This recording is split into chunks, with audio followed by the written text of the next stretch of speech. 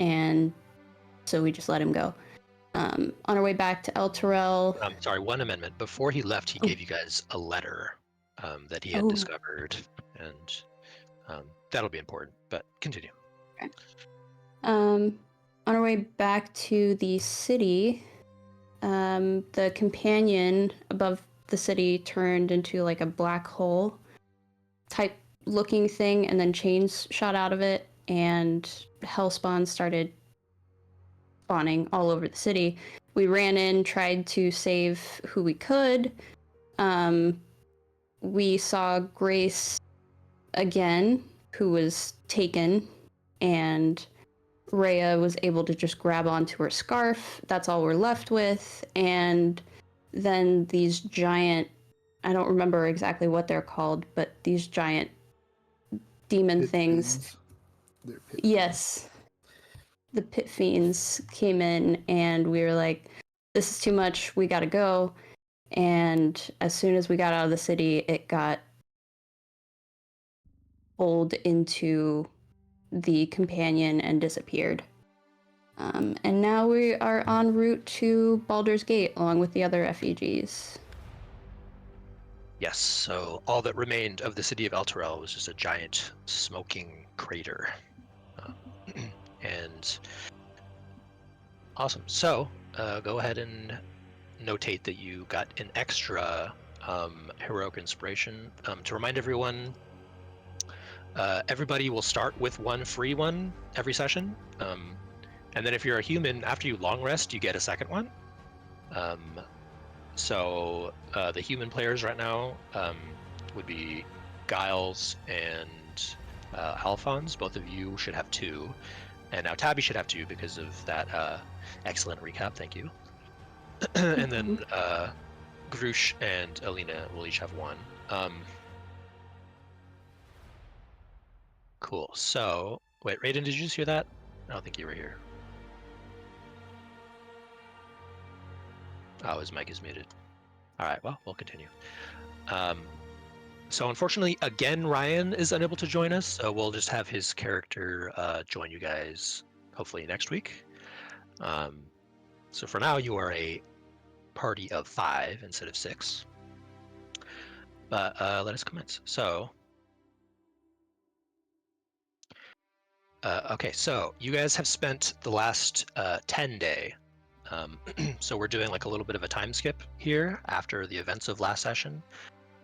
Traveling along the main road, which runs parallel to the Chianthar River. So let me bring up the Sword Coast map. Sorry, it's kind of small, so you're gonna have to zoom in.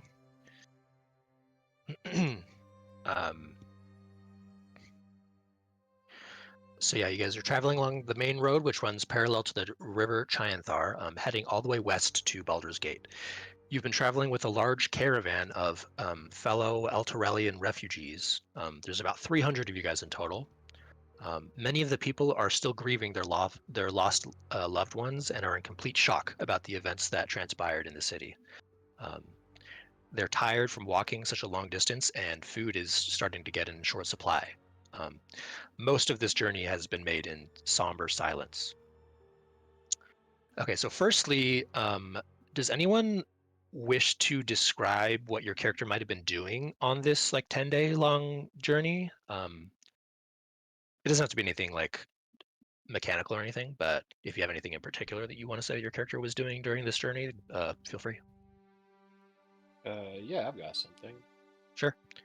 So Grush is usually fairly quiet and reserved. Doesn't seem to have like a ton of confidence. Due to his size and everything, he's probably kind of outcast from his people. Feels kind of like a little bit of a loner. However, during these travels, Grush quickly becomes a favorite of the refugee children because he lightens up and becomes a lot more active around them. And the children started referring to him as Big Storm Man.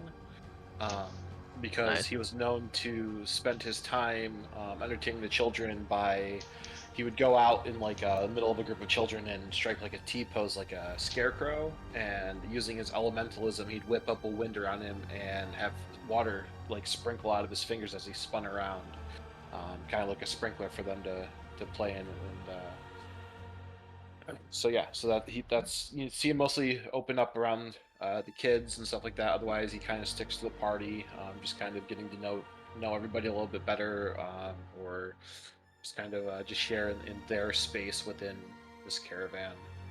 Okay. Yeah, Could you roll me a performance check to see how well you are able to entertain all these kids who have suffered a great deal? absolutely. Not too bad. 14.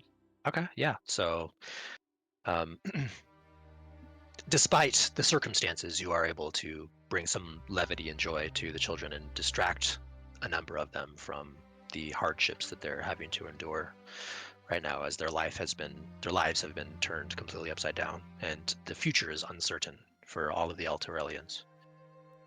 Yeah, and you'll see this now and again, as Grush goes through things like he did at the wedding, when we were entering the city before, or whatever, like with the sparks and smoke and stuff too. He seems to live vicariously a little bit through like making other people happy without even like no rewards or anything back. That's when he lights up a little bit. Cool. Does anyone else want to describe what your character might have been doing during this 10-day? Probably just playing my fiddle and maybe like casting a light and whatnot, just like to learn how to, cast my magic, play little tunes and whatnot. So nothing major. All right. You can also roll a performance check to see Oh. how Oh, well you are boy. progressing in your studies as a bard. The bard of outperformance. Uh-oh. Oh. Well, that's a Oh, 23. nice. Yeah, so you've found that you have some adept skills at playing your fiddle. Wow. You never thought you were musical, but maybe you are. Who knows? But yeah, basically that. Just nothing major. Cool. Realizing we're going back to Baldur's Gate. Yes. For a couple of you, this will be a return journey to Baldur's Gate, but for others, this might be your first time in the city. Anyone else want to describe what you were doing during this journey? You don't have to if you don't have anything. I made like whenever I would put my tent up or whatever, or I would make a makeshift like little medical hut so that had any injury that I was able to, obviously not any major, trying to care for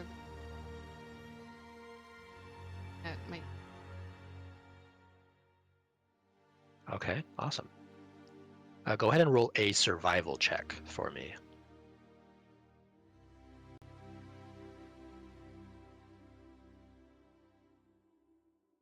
All right. Well, that's okay. You did a pretty good job with what limited supplies you guys had at your disposal, because the entire city was swallowed into who knows where. So you basically had to make do with what you could scavenge along the road, and you did a pretty good job setting up tents and food banks and stuff for people. Did you do anything with your new wolf companion? Have you given her a name, by the way, yet? I was rolling a few around in my head. Natalie 1 was one of them. Maybe I'll just call it. Okay. All right. So, little Nat, could you actually roll me a nature check at advantage pertaining to Nat? I right click on it. Yeah, and you should be able to see an advantage option for that. Nice. So, during this journey, as you've been, as little Nat has been getting acquainted to you, and you've been probably, I assume you've been like playing with her and trying to teach her the ways of being a wolf, as you yourself are able to now shapeshift into a wolf, or wild shape rather. You actually have determined that she isn't actually a regular wolf. She is a puppy dire wolf. So when she is full grown, she will be a massive, large creature.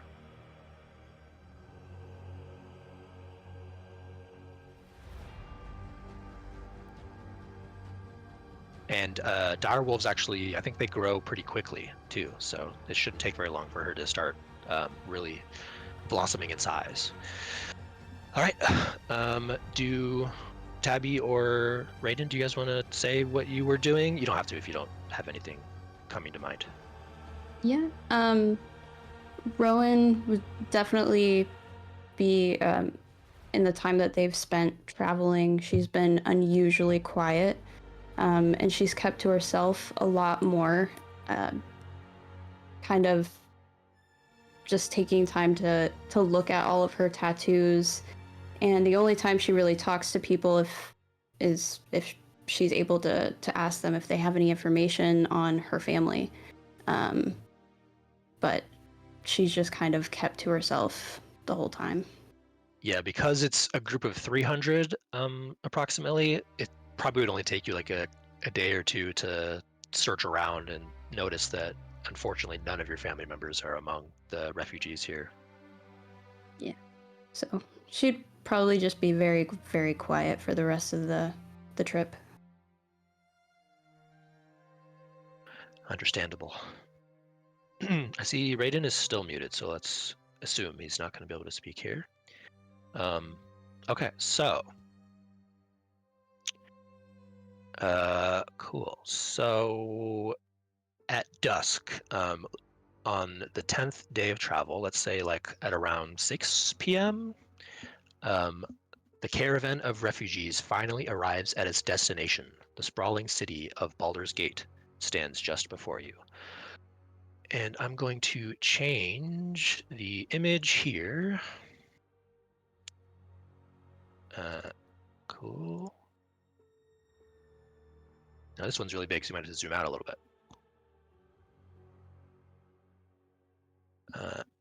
Awesome. I'm also going to change the music.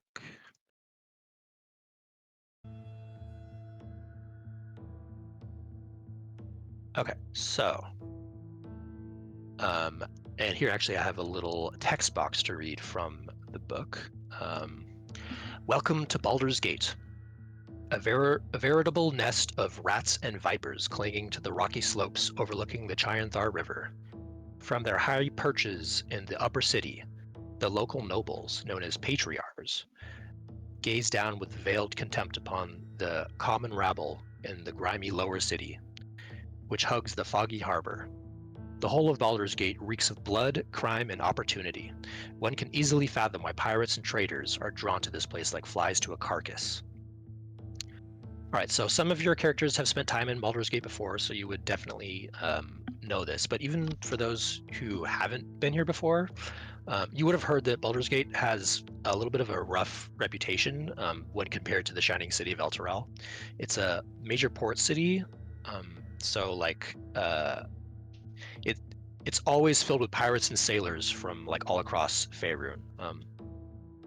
Crime is rampant, and the Flaming Fist, which is the main police force of the lower city here, they don't do much to stop the crime. In fact, sometimes they're the ones doing it. So now I'm going to show you guys an overhead map of the actual city. Okay, so you guys, so here's Baldur's Gate, and you guys are arriving at this gate right here, which is known as the Basilisk Gate. So,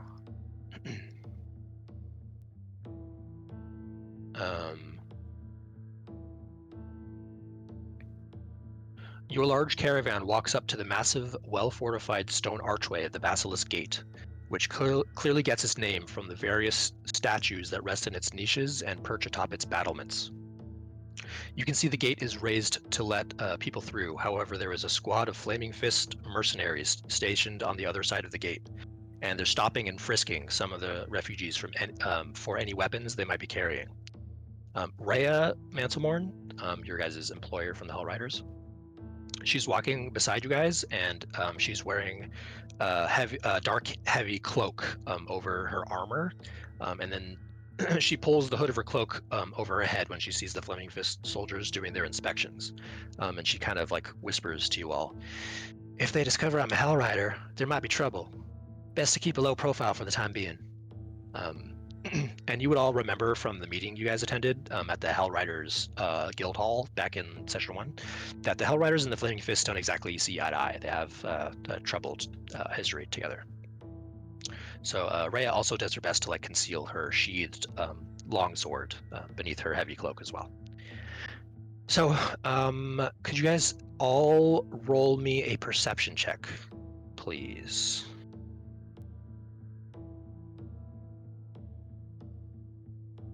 Ooh.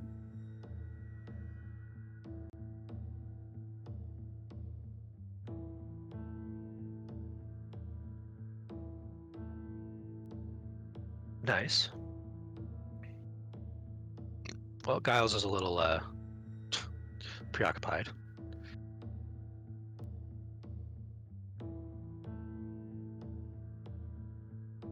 Raiden, are you? Oh, he's not. Is he here? No, he's not here anymore. Oh, it's up to him. Whatever. So we'll just keep going. On his computer. Yeah, I don't know. So everyone who rolled higher than a 12. So Alina, Rowan, and Grush, all three of you notice as you're walking through like the massive stone archway to enter the lower city, as you guys can see in the artwork here. That's the Basilisk Gate right there. Off to the side, you notice one of the Flaming Fist soldiers who is doing a stop and frisk of a refugee has stolen the man's coin purse and is emptying its contents into his own coin purse, and he's grinning while he does it. The refugee is like struggling to grab his money back, but a second soldier is grappling him to keep him in place while the theft occurs.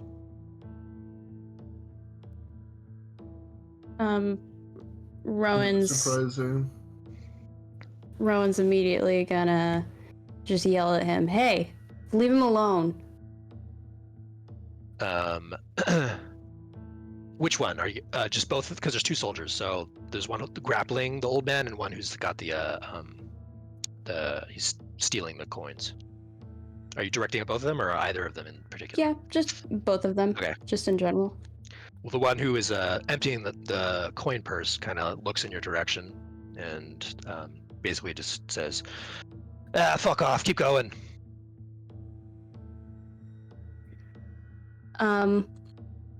No thanks. If you don't mind, Tabby, I'm gonna like, as she is going, like, this interaction happens, I'm going to like walk up and I'm going to basically say, you should, not that. I basically want to say, hey, you should leave him alone. And I'm going to cast Friends. Nice. I will say that Giles and Alphonse, because you guys have both been in Baldur's Gate before, Yes. you would know that the Flaming Fist is like, a lot of the members are corrupt. So if you bribe them like with like 5 or 10 gold, usually they'll leave you alone. But okay, go ahead and you're casting Friends on him. Do I have to do like make a wisdom saving throw. Wisdom save? Okay. Alrighty, so let me bring up a stat block here. Alright, sorry, I'm back. No worries. Did they get rid of the veteran stat block in 2024? That's crazy. Anyway, he's got a +0. So, you said wisdom save? Yeah. Oh, he rolled a 13 +0, so 13 total. Oh, it's a save. Okay. He doesn't No, Does he know but you? no, he doesn't. Ooh, is that because you're a glamour bard? So you have like special. No, he only knows if it actually charmed him. Oh, okay. So it just fails. So I'm gonna try to still like without that happening, still try to convince him to, using it, basically not try to bribe, but, just convince him that it's not worth his time. Okay. He kind of like gives you a little bit of a stink eye. Who the fuck are you to talk to me about that? Back off. Get in line, refugee.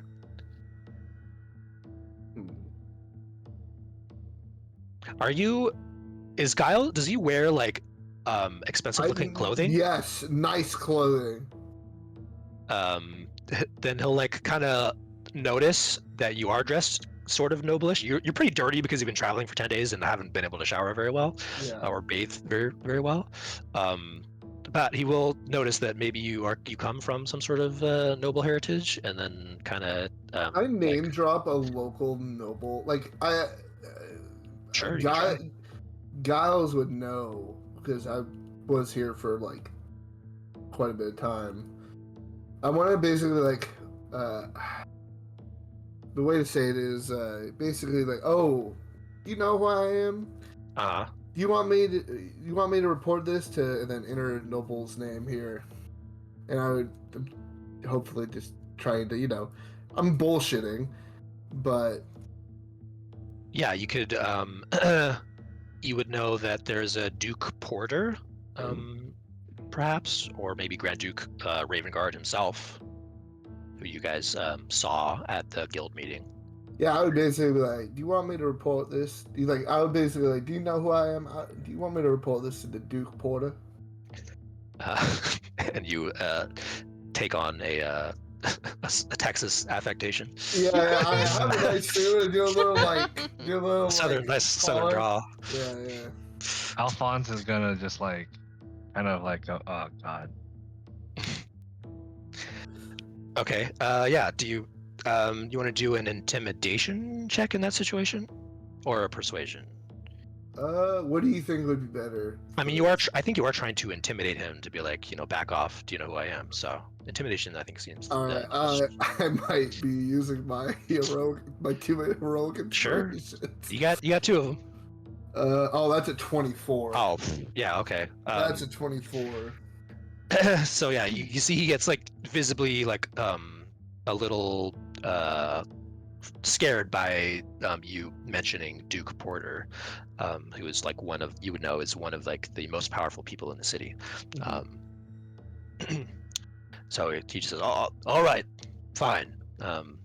He didn't have very much anyway, and so he like nods over at his friend to or his like coworker to release the struggling refugee, and then he like drops the pile of coins into the old man's hand, and then just kind of scoffs at him, and then him and his friend leave to go inspect the line further.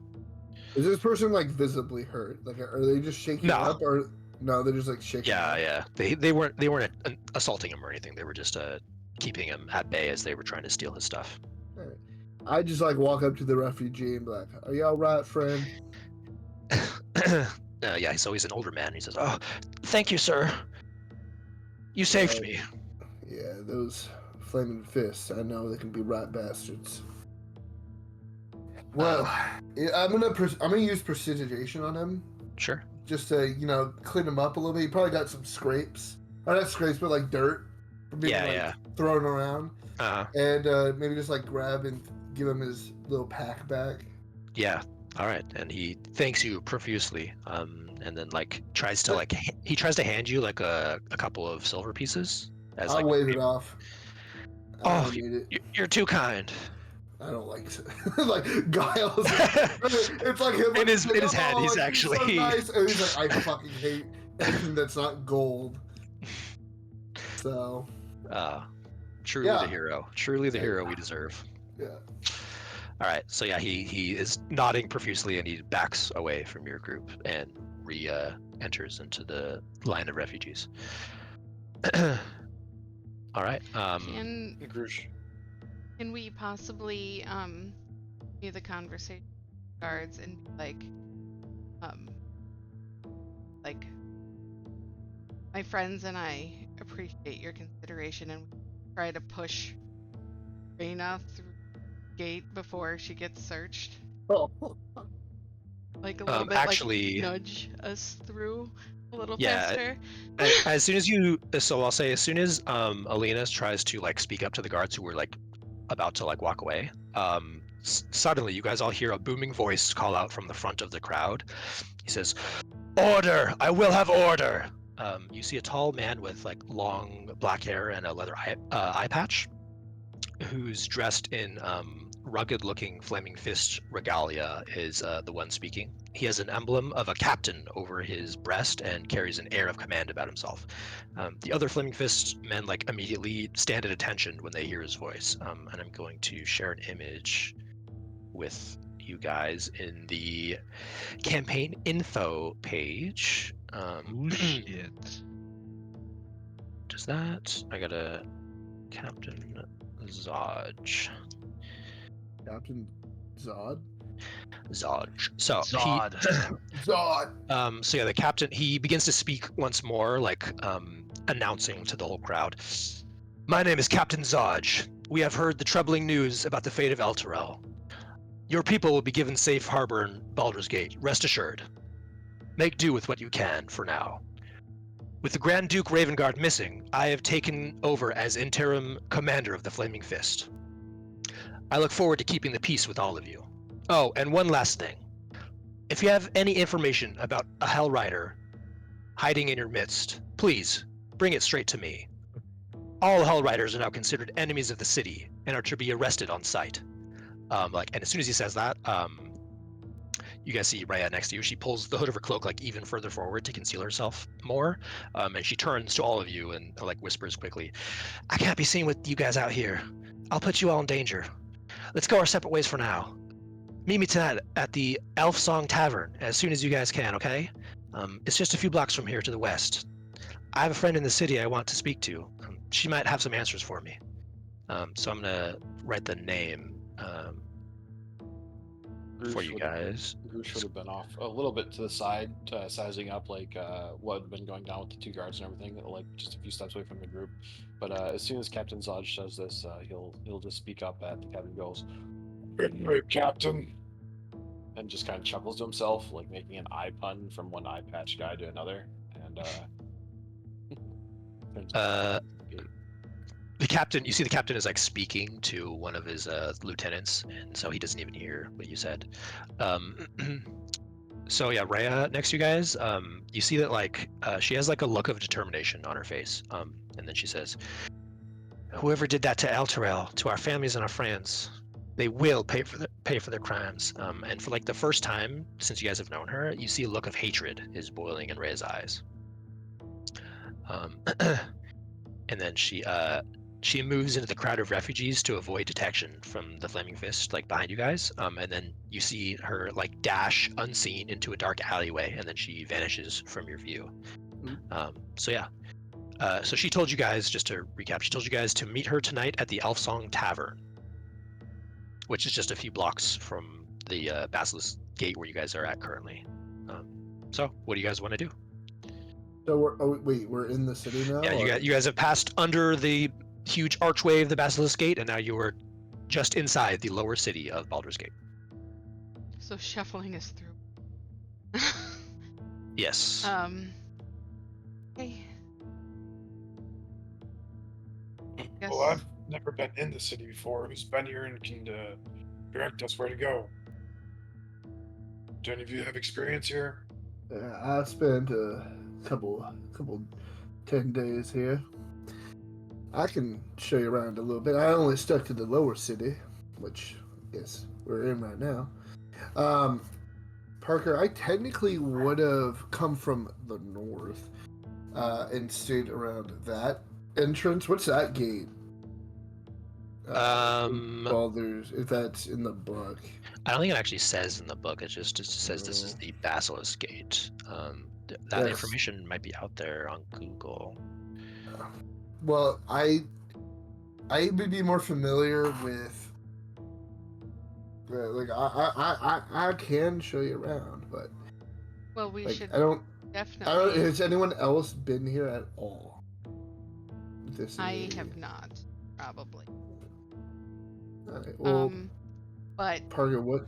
maybe we can start going around the lower part of the city, start looking at bathhouse, kind of scoping out this stuff like from the letter that we were. That is true. After a few days on the road, I think a lot of people will be looking for a bathhouse. Okay. You guys don't know exactly where the bathhouse is. It just says it's in the northern part of the lower city. So you guys could like wander around, maybe ask some people around to see if they know where it is. What time in the day is it? Yeah, so it's 6 p.m. So Oh, okay. yeah, it's basically like sunset. You guys see the sun is setting in the distance. So we should probably just find this tavern. Would I know where the elf song is? It is a very famous tavern, Mhm. so roll me a history check. Okay.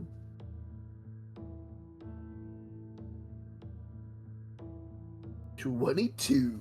Oh yeah, you definitely know where it is. You've been there before. Oh. Of course, it's such a fine establishment. So I could easily just direct the group there. Because honestly, we should probably just head there and lay low. And wait Giles, we have for- been traveling and we are all dirty and tired and like let's just head. Yeah, let's just go there. So yeah, I'll lead the way. Sure. Okay, so I'm gonna show you guys in the campaign info. I'm gonna drop an image. This is oh yeah. Huh? No, it's okay. Oh, okay. That's where the Elfsong Tavern is. So as you can see, it's just a couple blocks away. So yeah. Giles will lead you all to glory. Just right down the street. Yeah, you literally just follow the main road, and then it's like right there.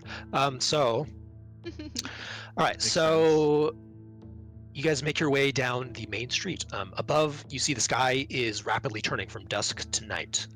A thick layer of gray cloud seems to constantly hang over Baldur's Gate, making it difficult to see the stars at nighttime, and tonight seems to be no exception.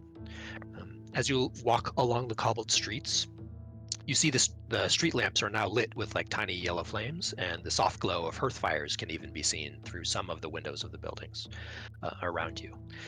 Most of the shopkeepers have either closed their businesses for the evening or are like in the process of closing.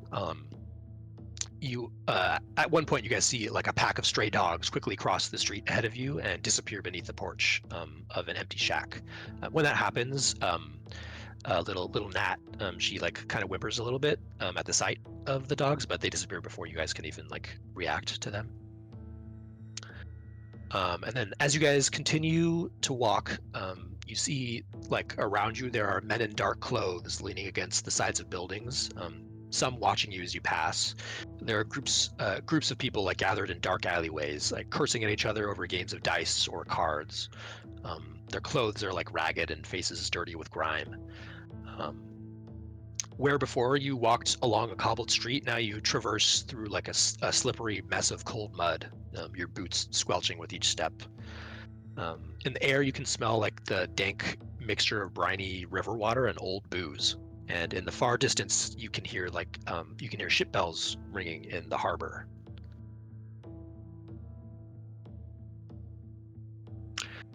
So finally, you guys, your group turns the last like street corner, and you see up ahead is a 2-story building with bright firelights emanating from a single window.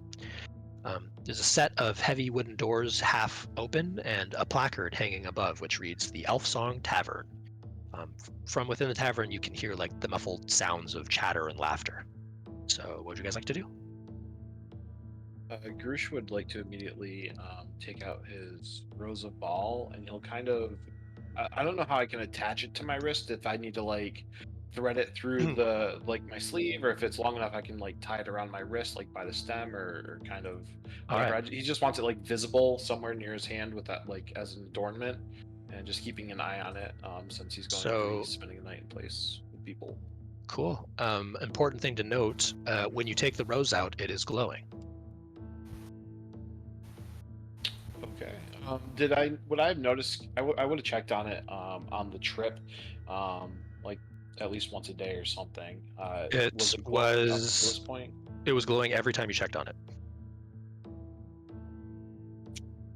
Okay.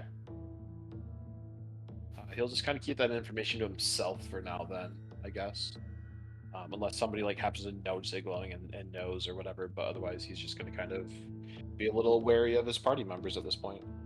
Who else has a rose? Would I, Parker, would I know that he's about to have it attached to him and we're about to go into a crowded place or a like public place? Would I know if these roses are like known to basically be tied to ballists? But essentially saying like, if he has it attached to him, is he basically telegraphing that, hey, I am a ballist, so just to make sure like people don't think, oh, this guy who has a like cult item is walking in. You know I what don't mean? think. I mean, the Cult of the Dead 3 is a pretty like esoteric organization. Normal people don't even know that they exist, let alone what their like types of Okay, so items or paraphernalia would be. So it's not like something where he just has it out you'll in just the public. you would They'll be like like, if you had a glowing rose walking around, people would be like, oh, that's a cool little party trick. okay. But yeah, who did Giles? You had yours as well. Mhm. Yeah. Yeah. So whenever you guys are like together, it seems to glow. Both of yours.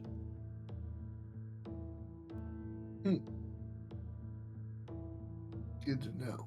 Yeah, Grush kind of like just has it not on this, but just like on his like maybe a cuff or something like of his sleeve, just so he can check on it a little bit now and again. But he's not going to look at it too much because if it's always glowing, as long as he's in the party, then it's no extra information, I guess. So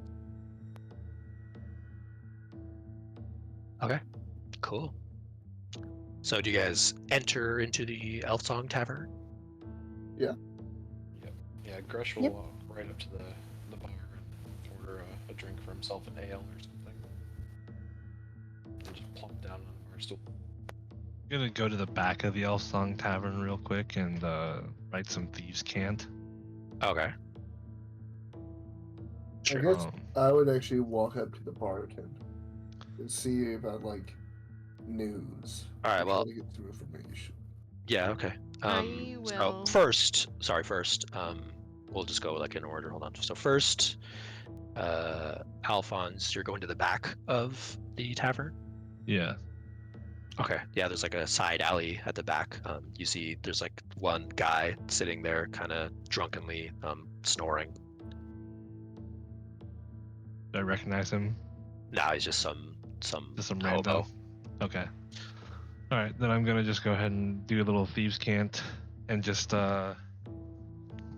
request. Basically, it's like a request an information broker from any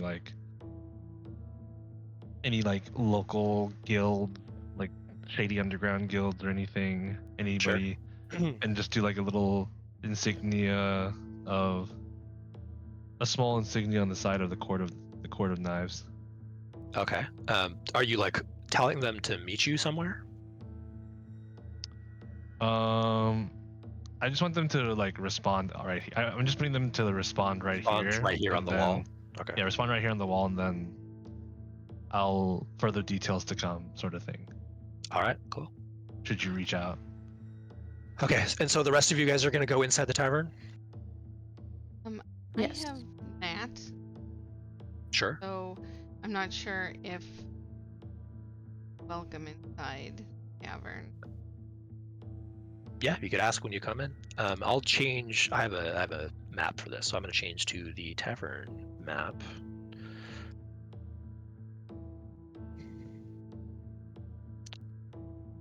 All right, does everyone? Picture the cantina scene from Star Wars: A New Hope. Yeah, kind of. You guys all see the map here? Did it load Yep. for you? Yes. Yes. Okay. So I'm gonna change Ooh, look at this. change the music as well. All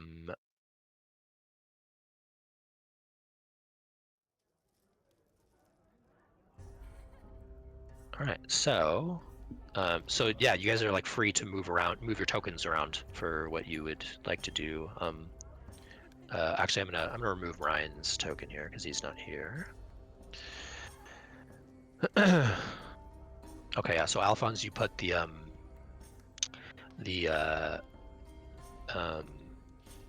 thieves' cant on that wall over there. Okay. So as you guys, actually, I misspoke. You guys put your characters back on like the doorway, the entrance. I forgot I have like a whole spiel. So There's a bouncer, dude. yeah. So the heavy wooden door creaks open, or creaks on its hinges as you enter. The sounds of conversation grow louder now that you're inside. You see dozens of people sitting at tables, gulping down mugs of ale, playing cards, and rolling dice in games of chance. Some of them are boisterously laughing in groups, others seem to be more solitary, attempting to wash away their sorrows with drink. Many of them carry weapons at their belts, but none seem to be unsheathed at the moment. There are also two barmaids walking between the tables serving drinks. As you're standing here in the doorway, to your immediate left you see a hulking, muscular, half-ogre woman with yellowish skin color. She has long black hair and a pair of tusks protruding from her mouth. She's leaning back against the wall with her arms folded across her chest, like watching you intently but not saying anything. She has a massive battle axe slung across her back. And then on the opposite side, to your immediate right, there's an empty suit of armor standing at attention in the corner. The steel plate gleams brightly in the hearth light of the room. And then on the far right side of the tavern, that would be like right here. You see a wooden staircase that leads up to a second floor above, and then straight ahead, over here, you see the bar is empty of any patrons, but there is a half-elf man standing behind it, cleaning a set of mugs with a scrap of white cloth. The man notices you guys enter and gives like a friendly nod towards you, but doesn't say anything and then returns to his task. So I'm going to actually have an image of the barkeep. Would I know this bouncer's name?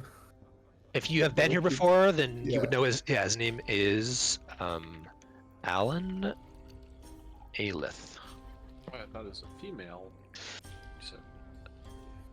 Now there are two barmaids walking around. The half ogre like bouncer is female, but then the barkeep is he's a half elf man. Do I know the bouncer's name? Yeah. Maybe yeah. The bouncer is named Skuna.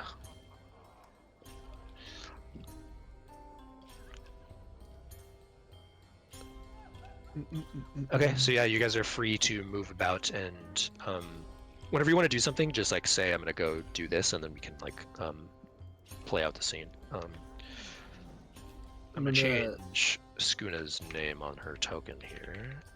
Well, first, can we see with Alina coming in if there's a response to the Yeah. So Alina, when you step in with Nat, I'm gonna change Nat's name as well. When you step in with Nat by your side, are you able to move Nat's token, by the way, Sweets? I'm gonna try. No, yes. Okay, cool. So yeah, as you like step through the door with Nat dutifully by your side, Skuna kind of grunts, "Ugh. No pets," and then she like motions for you to take her out.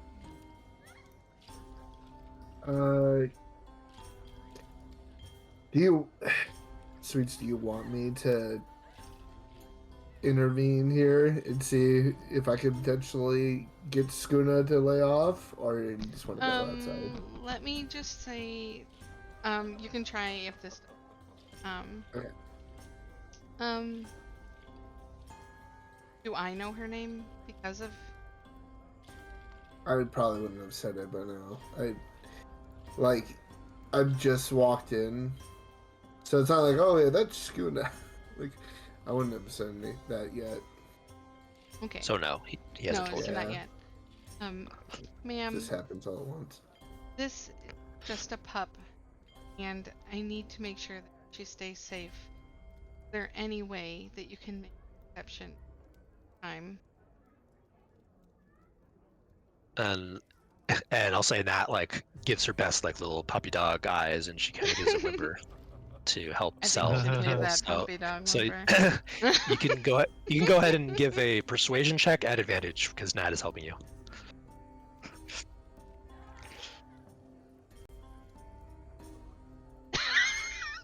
Nice. We like to see that. Okay, so Skuna, the half ogre woman, seems unfazed by your attempt at persuasion, and she kind of grunts, "No pets outside." And if you like look out the door, you'll see that there's like a little like a bar going across the front where people who like rode horses in would like tie off their horses' reins to the bar to keep them there, like stabled there. So if you want to say you have like a leash, a collar and a leash for Nat, we can say you have that. Okay. Okay. Well, Although Nat does seem like a dutiful little pup, and she'll obey your command. So if you just told her to stay, then she seems like she would stay without a leash. Okay, I will take her out. And I'll kneel next to her and I'll be like, "You're gonna need to stay here for a moment."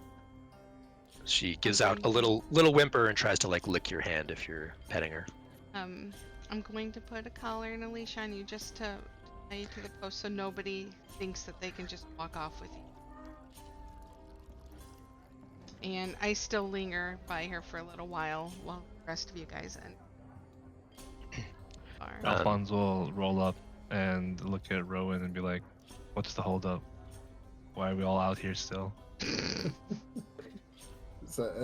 Always the impatient one. I don't know. I've never been here before. I don't know what the custom is. Oh yeah, forgive me. I'm gonna like look to the group and be like, let me show you around. Yeah, I'm gonna walk in and like and I'm immediately gonna go. Howdy, Schooner. How's the evening tonight?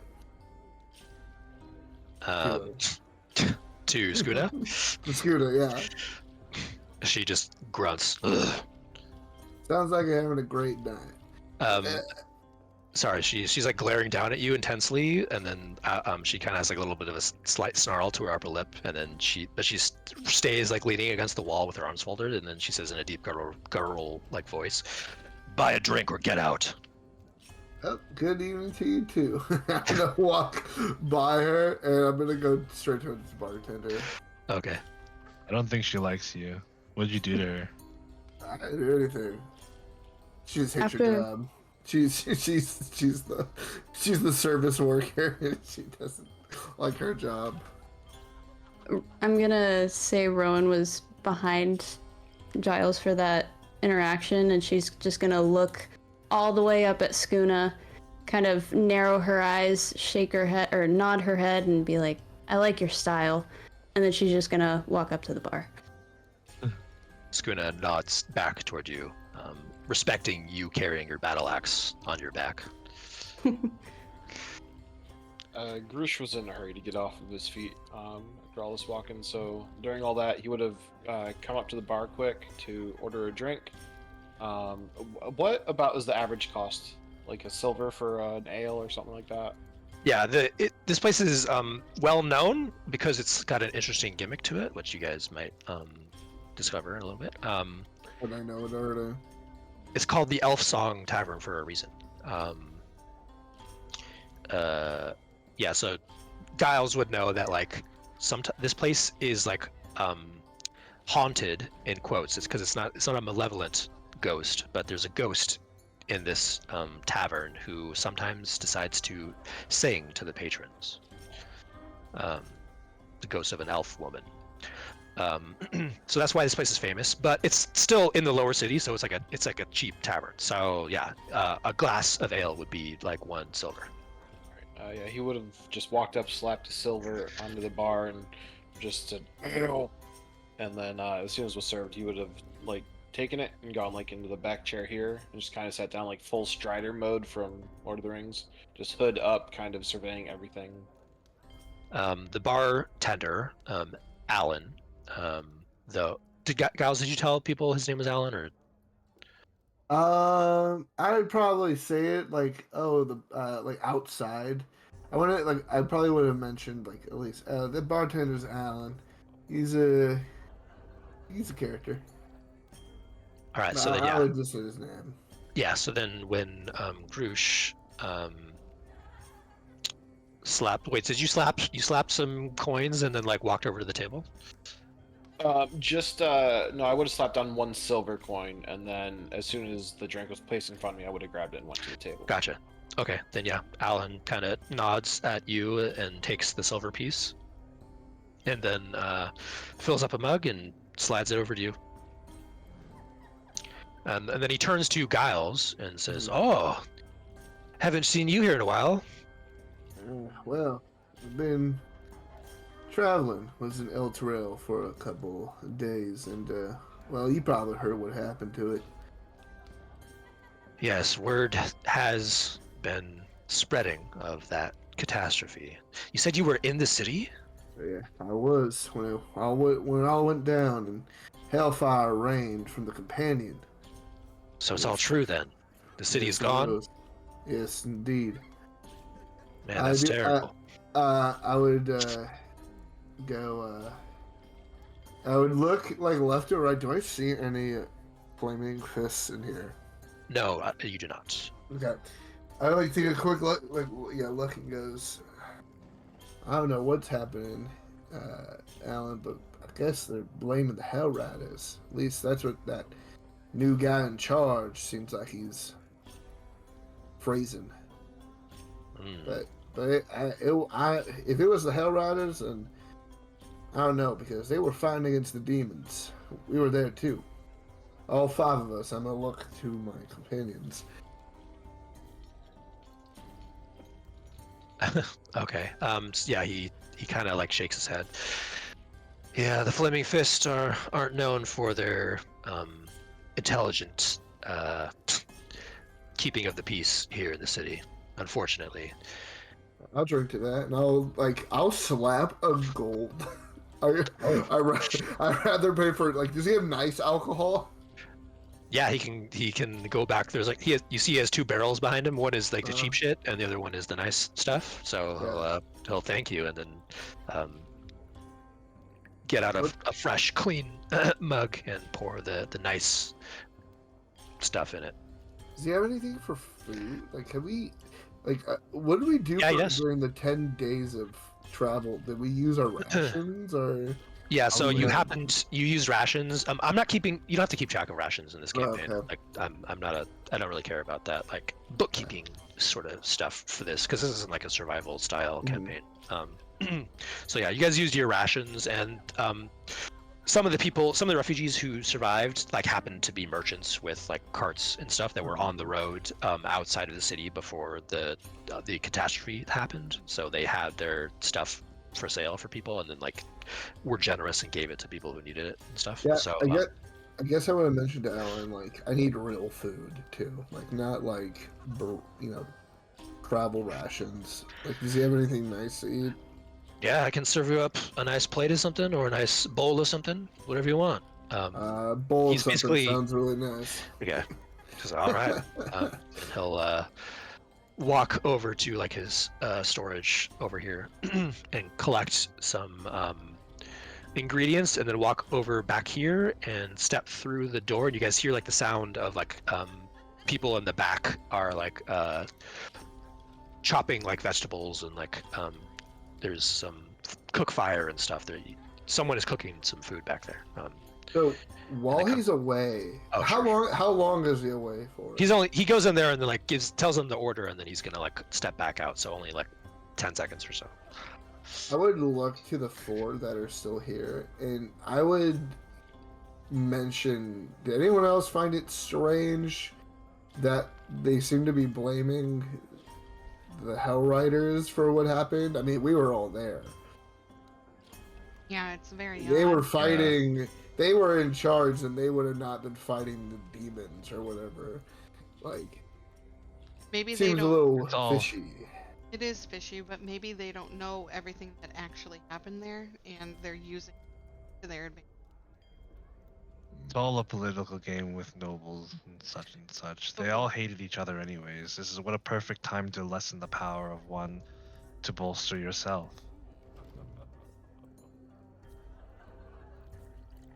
I would have mentioned, like, since I would have interacted with him, Parker, I'm assuming I would have known that I could, like, relay this information to him because he hates the Flaming Fist, it sounds like. Yeah, he's a Alan here. He's been running this tavern for like 70 years. He doesn't look as old as he is, but he's an elf or half elf, so half elves tend to age pretty gracefully. But he's known about the city, the lower city, as like a friend of the people. So he's no friend of the Flaming Fist. I will mention this to the group. It's like, perhaps we shouldn't, like, mention that we saw what happened go down to everyone, just in case. Like, you never know with spies, and, you know, if they know that there's people here that know exactly what happened, we might be, like, you know, targets. But you must really trust this guy because you just fucking point blank told it. Oh, he hates the like I would mention, he hates the Flaming Fist. I could tell him that. I mean, If he anyone hates the can be Flaming bought Fist, for enough I'll coin. buy a drink. Yeah, you are right. You are. I will. You are right. I don't trust anybody, not even you four. Oh. Yeah. I look at it like, that's understandable, and I'll go and drink from my mug. Yeah, and then as that happens, Alan, like the door swings open, and you guys can see. I'll show you that. When the door swings open, you guys can see the kitchen in the back beyond. So I'll just erase all of the fog of war there. You see Jeremy Irons yelling. We have an allegiance of necessity, and it is beneficial for us to be together. I can eat to that. So Alan walks up, and you see he already has a bowl of some. It's like a beef stew, sort of. So it's not soup. It's like gravy with potatoes and carrots and little chunks of meat in there, and he just plops it on the countertop. All right, here you go. And then he'll say that that's included with the price of the drink. Oh, wow. Thank you, Alan. I'll just eat it. It's been a while since I've eaten actual good food. Is it good, actually? Oh, Yeah, Where's our food? Alright. And then I ask, well, I'm like, may I have a drink and well for my. Oh, of course. Drinks and food all around, and he like looks to each of you. You have anything nicer than that? Tonight, no. I'm sorry. This is all we have in stock, but I could give it an extra little kick of spice. Maybe that'll be more to your flavor. I suppose. All right. Just a deep sigh of like, damn. Okay. So yeah, he. Do you guys just want standard ale, or do you want the good shit, the 1 gold per? Standard ale. Alphonse will go for the good shit. Okay. Rowan's good with standard. Okay. Then you guys remove whatever gold or value that you spent for this. It was a silver, correct? Yeah, it's 1 silver for a standard glass. The food is going to be 5 silver. Okay.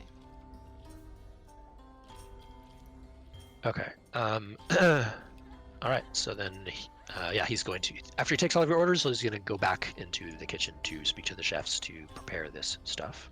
I'm going to. Because Sure. during that 10-day travel, he took it. And I was trying to mend their wounds. Got a little. Get people help over. Yeah. When you approach too, if you mention like food's on its way or something, he'll slide you 5 silver back to cover his share. He doesn't like to be beholden to anybody, so he'll pay for the meal that you ordered for him. Parker, I don't know how you want to handle this. Grush is also kind of trying to do this to see who lights up the rose in the party. If you want to either whisper to me when somebody comes, or if they come as like a pair or a group, then I still don't You know. said you had your rose on like out in the open, like on your person, right? Yeah, like on like the cuff of my robe. Then I'll say when you walked away from everybody, it stopped glowing. But then the second Alina walked over to you, it started glowing again. Okay. I'll once again keep that information to myself, not sharing with the group or anything, but just kind of keeping that in my own head. Alina might, if it's out in the open, she might also have noticed that. It's however you want to play. I want to do it like not obvious that it's there, like it's there, I guess. But Yeah, like I said, like under the rolled back cuff, so I see it glows up, like without maybe a lot like a high passive perception or something. I don't know. But yeah. Do you think so, Sweets? Do you think Alina would be curious about the glowing rose? Would that be something she would notice? I can play this too. Want me to perception if I noticed? Yeah. Yeah, that's what I was gonna. If you think she would even be looking for it in the first place, then yeah, you could go ahead and roll a perception. But if you think she would just kind of be oblivious, I might know. Yeah. I don't know if I would pay attention. Sure, go ahead and roll a perception. Okay, yeah. You do notice as you're walking over that the rose that Grush has somewhat concealed, but not fully, lights up. So I place my hand on Grush's arm. I'm like, Grush, rose started glowing. What could this mean? I don't. Yeah. I guess it's kind of hard because nobody actually explained, like, was there to explain what the roses do. Grush, I'm assuming at this point we know. Does everybody in the party understand like what the rose means? Or nobody. Like, I don't know exactly. So the only thing you know is that within 10 feet of it, a bale spawn. If there's a bale spawn within 10 feet of it, it glows. That's it. Right, So and we all know that, right? Yeah, yeah. In the party, how those work. Okay. That's the only thing you know. And you discovered those on the night blades that you killed, the 2 Nightblade sisters, back at the ritual site. Yeah. I don't know. Can Grush get away with playing it dumb here? I guess is what I'm getting into, of just like, yeah, no, I don't know. Yeah, it just keeps lighting up and getting dark. I don't know. Yeah. Or like, do we all know each other knows what it means? I guess that's what I was getting to. Like, that's for you guys to decide. I don't know. It's up to you. Okay, I guess Grush would kind of keep. I guess he'll play dumb. I don't know if you want me to roll a deception check, deception roll. I'm trying to kind of keep it things close to the vest, not being overly trusting of people and stuff yet. That depends. Yeah, that depends on Sweets or Alina. Would she? Do you want him to try to like roll a deception? Because this is like an inner player thing, so that's up to you guys. Yeah, because I haven't really spoken much about my past, so if he wants to do that, that's fine. I did send you a message. Yeah, and we don't Okay. yeah, it's just like, yeah, just Grush is just kind of trying to play dumb, not trying to dig too deep, just trying to like gather information at the stage of like his companions. So Actually, Sweets asked me a good question. Okay. You guys, you don't know what the term bale spawn means exactly. You just know that whatever a bale spawn is, that's what it glows whenever one is near. But you don't know what that means. So it could be good, it could be bad. We don't. You do know that Bale is an evil god, so that's not good. Do you want me to roll a deception check just see if I look like I'm, I guess like just like I guess just trying to act dumb, or if like I'm coming across as like not knowing, like if I'm acting or not, I'm not knowing what it means exactly. That's for you guys.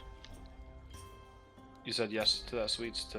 It's more just like my persona, I guess, of if you pick Grush, up on if I'm I don't playing dumb or know. if I am dumb. I don't know what that means other than, like, that a ball spawn is here. Like, that's all I know. Like, can you think of anything else, Greg? I don't know. I'm not too familiar with them, to be honest. Don't really know quite how the rails work. It just lights up. I don't know who in this tavern is Balespawn or not, but we might want to keep our eyes open. You have to do me a favor. Let me know what happens to Rose when I.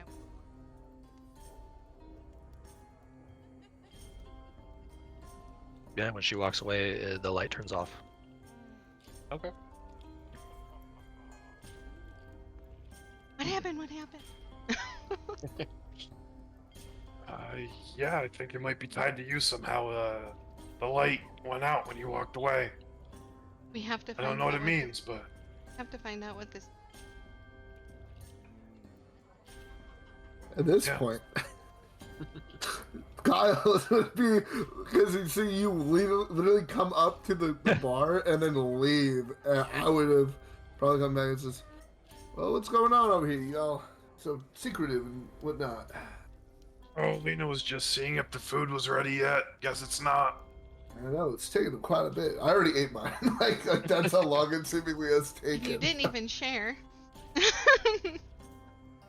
Yeah, at this point, I'll say Alan bursts through the door again with a tray full of stuff and comes and delivers it to each of you. So Where's my bar wench delivering it? they're moving around handing out Wow. drinks to the other patrons at the tables. I mean, you can flag one down if you want. Okay. Grush will wave over the rest of the group to Alphonse and Rowan to see if they want to join us at the table, with the food arriving as well. Yeah. Rowan's gonna gather. I would assume it's probably a big bowl for her because she's 4 feet tall, and a big giant tankard, and just kind of look like she's struggling, but she's not gonna sit down. She is just gonna stand over in the doorway and look over to Alphonse and be like, "Hey, yeah. You can have the seat if you want." Sure, I'll move over. By the way, Alphonse, the bowl of food that he gave you, it looks like everyone else's, but you see there's like a sprinkling of a different type of like spice on top of it. Ooh, okay.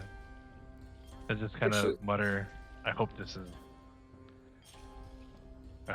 good. I'm actually gonna excuse myself as I'm gonna go back to the bar and just say like, I want to talk to Alan about some things. I'm gonna head back. So I realized I didn't get to talk to Alan yet. So Sorry. you both can sit down. Yeah, Alphonse, so are you gonna bite into the food at all, Alphonse? I mean, after I get to the table, yeah, I'll start eating a little bit. Sure. Okay, then roll me. What sort of check do you think you would do to determine whether this is up to your standards or not?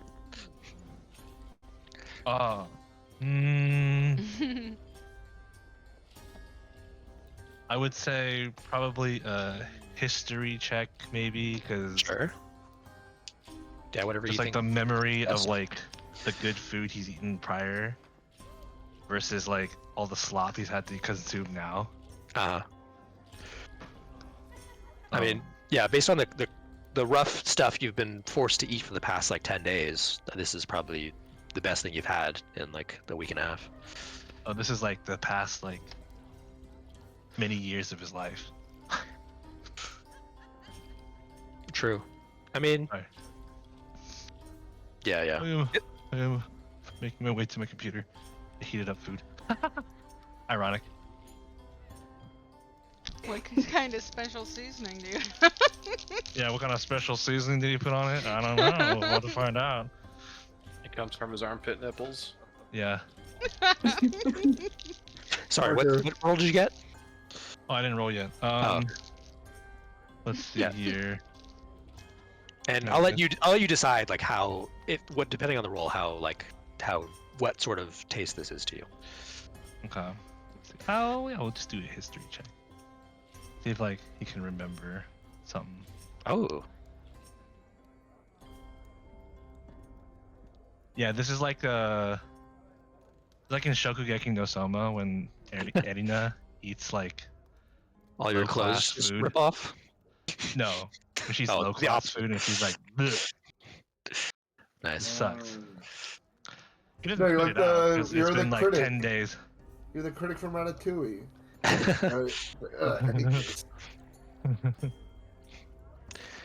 But he's Okay, just like, But it's better than like everything he's had for the prior 10 days. So it's like, at least it's like Edible. with that comparison, it's like, all right, fine. This is like better, but it's not like the best thing I've had. It's not like anywhere near what I've had before. Okay. And then Giles, did you want to speak to Alan further? Yeah, I just want to talk to Alan, and just ask him what's going around since I've left. About how long has it been since I've left? Would you say? That's for you to decide. You needed Oh. to. I'll say the only requirement is that you were in Elturel for like a number of weeks. But other than that, Yeah, whatever the minimum, because I basically you came straight from Baldur's yeah, Gate to from Elturel. Baldur's Gate, yeah. And So yeah, it's it's happened, been the past, probably been like a month since you were last here. a month. Okay. So I would ask him that. Well, the most obviously the biggest news is what happened to Elturel. Mhm. Word has been spreading like wildfire about that, and now that Grand Duke Ravengard is missing, then the Flaming Fist have been sort of going haywire and acting up without any sort of real leadership.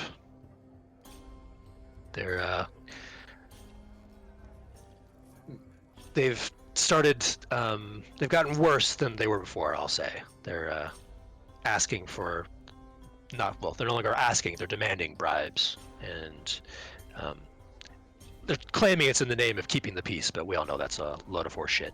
Would I be able to understand when he says Ravengard's missing, that it's because the city also is missing, or is it a separate event? I mean, he wouldn't Would I- know. The last thing anyone heard was Ravengard was going on a mission or was traveling to Elturgard or Elturel. Okay. So All right. I would also talk to Alan and be like, well, since I last seen you, Alan, I've joined an adventuring party. Trying to look for any work, just to get some spare gold. well, you could always hit up the Adventuring Guild. Yeah, that's true. And as you say this, actually, somebody, it's like a little halfling woman, Mhm. runs down the stairs, and then as she runs up to the bar, she kind of motions for Alan to come over to her, and so they go over by the door here, and she whispers something. He bends down and she whispers something into his ear, and then he nods at her, and then Is it she possible to eavesdrop on this, or is it too far away? it's gonna be a high DC because they're Yeah, 15 20 feet away from you. They're doing a very quiet whisper, but What, perception go ahead check? and do perception. Yeah, let's hear it again. By the way, team, It's I feel like Ooh. we should Okay, that's 11. I'm name just- the incident that brought us all together, and we should call it the Dubois incident. What? What? I thought we weren't going to talk about that. Yeah. Right, exactly. But the fact that we maybe sometimes will need to talk about it, we should just call it the Dubois incident. You need a code name. The lines. But if it didn't happen, I don't know what he's talking about. The real incident didn't happen, but the Dubois incident. We fake it. Grush Okay, starts so- scratching his head, looking very confused. So yeah, All I'm 11. saying is there may or may not be a situation in which something happens and we are questioned, or something happens in which we may need to be prepared for something, anything at all. And as long as our truth is that it is a Dubois incident, we can get through any sort of truth So- magics. So Dubois is our safe word. So if we're ever Sure. in a situation and we don't feel comfortable, we just shout Dubois. Yes. Okay. Wait. No. Wait. I don't know. Sure. Not pineapple. Just kidding. As our food gets finished up here at the table, Grush would like to wander back to the bar and order a second ale, and also try to talk to the bartender. But not to cut you off, Alina, if you have other stuff you want to say here. Oh no. Well, I'll just say that the little elf girl, or not elf, the little halfling girl, finishes speaking to Alan or whispering to him, and then she scurries back upstairs. And then Alan stands back up and walks over to you, Giles, and says in a low voice, "When you get a chance, you and your party should head upstairs." That seems pretty cryptic for you, Alan. No, not cryptic. Somebody waiting for you. That makes it. I'll joke. I'll try to get the situation a little well, all right. Well, I look, and are they still eating all their food and whatnot? Yeah. Okay. I'm gonna ask Alan. I'm not gonna ask Alan. I'm gonna look around as I'm assuming I'm done with my food and drink. Is there anyone? You said there's playing dice. Yeah, there's people at all the tables. Some people are playing dice, some people are playing cards. I'd say, but it's not like an open gambling ring. It's Nah, more they of seem a they're on their own closed- their own groups. Alright. I mean, you could walk up and try to. Smart. Nah, I'll just sit around. You see, there's in the back here. There's a guy who's drunkenly asleep on the couch, and you would know from your previous times here that in this little chest back here is a bunch of gaming sets, like a dragon chess set and different stuff like that. And then you also would know that this room back here is like a hookah lounge. Oh. I'll Speaking probably of just going stick upstairs. I'll probably just stick here. And then I'm assuming Grush comes back at this point. Yeah, I'll throw my empty bowl on set it on the bar and order another ale, and then also go into Speaking of going upstairs, we might need rooms for the night. Do we talk to you to rent rooms, or is there an owner, or do you own this establishment? Yes, I am the owner of this establishment, and if you would like to rent some rooms, I have 2 standard rooms available, and 1 master suite. Well, I guess, I don't know how the party would feel. We've been camping with each other for 10 days, I guess. So Yeah. Plus, you guys have been a party together for 2 or 3 weeks at this point now. So I don't know how close you guys are together, but How much is the master suite? I knew you were gonna ask. Just for you. I'm assuming. Have you stayed here at the inn before? You've been here, but have you stayed the night here? Okay, then you would know that it's a pretty nice suite. So it's gonna be 15 gold a night, and then the regular rooms are just 5 gold a night. Oh, I'll spend the 15 gold. 100%. All right. and I think we'll take the other 2 rooms as well. But perhaps, And I'll Grush will add another 1 gold on top of the bar. we also have a pet that we would like to keep with us, if that's amenable. Typically, we have a strict no pet policy here, but Grush will put seeing. another gold. I'll add in Zach. Alan, you can trust him. Nothing. If anything bad happens, you can just charge me for it. Wow, all right. He has a very sly smile and kind of gives a little bit of a wink to Giles. It'll be your ass. It usually is. Dubois! Dubois!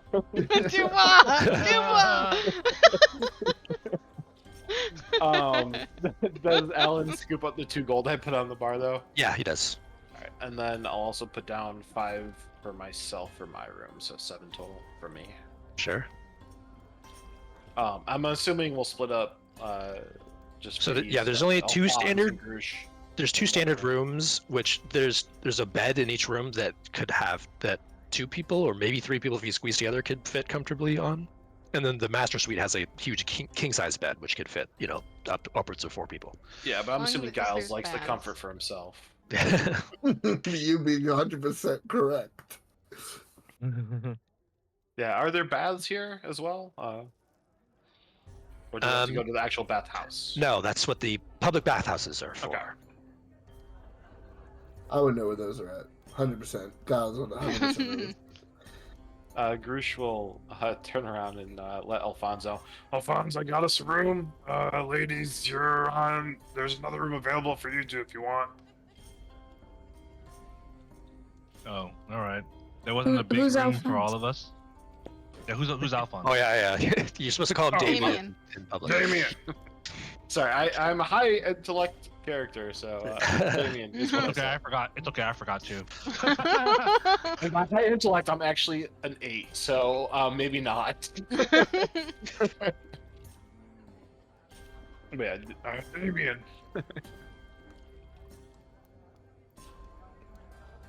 Okay. There wasn't a room that was big enough for all of us? Nope, somebody just got the last one other than these two. I don't even look at him. I'm just looking to the right, just like casually just avoiding eye contact. No, not even whistling. Just taking a gander, like my arms on my left arms on the bar counter, just looking to the right as you guys are right behind me. Alright, then Alphonse turns to the ladies and just goes, alright, remember, safety precautions, because we're not all together. Change the direction of where the beds are. Most archers will assume that your head is posted where it usually is. Change up the angles. Put some tables in front of the doorway so you block and give yourself a couple extra seconds. The noise will wake you up. You just start going into like all this paranoid shit, like making sure you're safe. Damien. Rowan's gonna just look at him and blink and just be like, yeah, I'll write all that down. And then just finish eating her soup. Right, I forgot. Damien, Yeah, he It'll just turns be to okay. Alina and goes, Alina, you do that. it'll be okay. I listened. Alright. Plus we'll have Nat. Oh, The true. little dog, No. yeah. not the little like wolf dog. pup. At this point, would it be okay for Alina to actually go grab Nat? yeah, I was just gonna say Basically- Grush will I'll be come right over back. with I'll his be right back. drink. I'm gonna Yeah, go he get Nat. gave you Yeah, I guys never know. he gave you guys the go ahead, so you I'm gonna can. go get Nat. I'll be right back. And while she's going to get her, I'll go ahead, take up my bowl, and pay for our room as well. And you said it was 5 gold? Yep. Yeah, 5 gold for one night in. That seems kind of like a little bit on the pricier side, really, for like a standard inn like this. But he did say there's only 3 there's 2 standard rooms and 1 master suite available, so maybe Well, he's they had like my dog, upcharging not my Nat. based Oh, on it's the demand. Vegas upcharge. Yeah. Yeah. There's an The event Vegas- this I mean, this is weekend. this is the one resort of fee. this is maybe the most Oh, popular tavern in all of the lower cities. They, so they like did just get 300 refugees in the same Yeah. day too. exactly. Yeah, and since everyone's now here around the bar counter, I would mention that Alan says we should go upstairs. There's someone we need to talk to, and I'm like, and Giles, like as he says it out loud, he like face palms and realizes that we're supposed to meet up with Rhea. Sorry. That sounds suspicious. That was someone that we need to meet up with out of nowhere. Well, she did want us to meet up with us here, so it does check out. Nobody else should it know might we're be in the her. city. Yeah. Oh, Let's connect the dots. It Oh, might right. be her. right. Yeah. That's what. Oh, yeah. I forgot about that. Who? I was too busy being paranoid about other things. yeah. I ask Alan, I'm like, which direction do we? Oh, it's just over just up the stairs to the second floor. So That's where up the here. rooms are. Yes, the rooms are upstairs as well. Okay. What room Yeah. is the person we're supposed to be meeting in? You'll see as soon as you go upstairs. Okay. And Grush will help Rowan off the stool. Okay. On the way up. So you guys all start to head upstairs then, or does anyone have anything else they want Yeah. to do down here on the first floor? I guess real quick, I'm gonna say, well, hold on, whoops, that's Alina. That's not me. I'm gonna be like, 1 second. I just rush out really quickly, check the wall, see if there's been anything, and if there's not, I'll just run back in. No, you guys only been in here for like 30 minutes, so nothing thus far. I think Ellen You were threw left the on food red. in the Gotta check my text messages, man. back away. And for letting me have Nat with me. All right, going upstairs. Okay, so as you guys all begin climbing the stairwell, actually, I'm gonna stop the music here for a second because as you begin to walk up the stairs, you hear the disembodied voice of a female elf suddenly filling the tavern with a melancholy song. It seems to be coming from the rafters, but when you peer upward, you don't see any source the voice could be coming from. The ballad isn't loud enough to disrupt conversation, but most of the patrons around the room immediately stop speaking as the elf song begins. They remove their hats and place it over their hearts. And there's actually I have an audio of this. Allegedly. I kneel next to hug her against me. So anybody who speaks Elvish actually understands the lyrics of this. Oh, I do. So, it's a very sad song about a woman lamenting an unnamed lover lost at sea. They'd been engaged for only a single day before the man had to set sail, but then he never returned. Like most Elven ballads, it's very somber, like almost haunting. Yeah, and eventually the song comes to an end, and then the people all return to their conversations.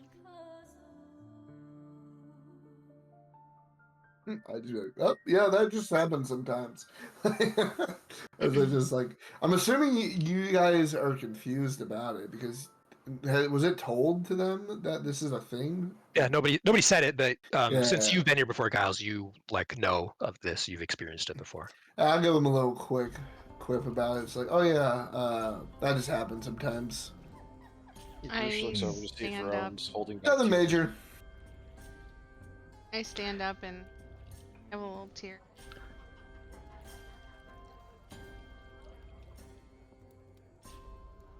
Yeah, you see one of the older gentlemen who's sitting.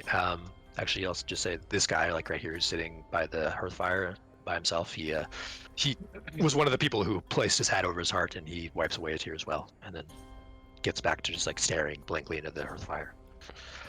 Grush looks over to see how Rowan's holding up. He doesn't understand the song, but can tell it's touching and recalls she's been through and stuff. If she's holding back tears, or she's just being stoic, or doesn't affect her.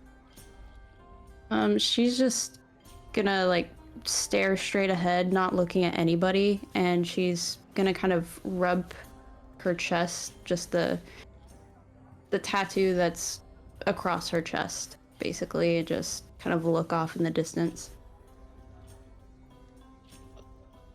A place like this can have some decent entertainment too. Cool. He walks up the stairs. All right, so you guys go up to the second floor. Let me get rid of some of the fog of war here. You guys should be able to move your tokens up to the second floor now. Okay, so as you guys go up, I'm going to read something.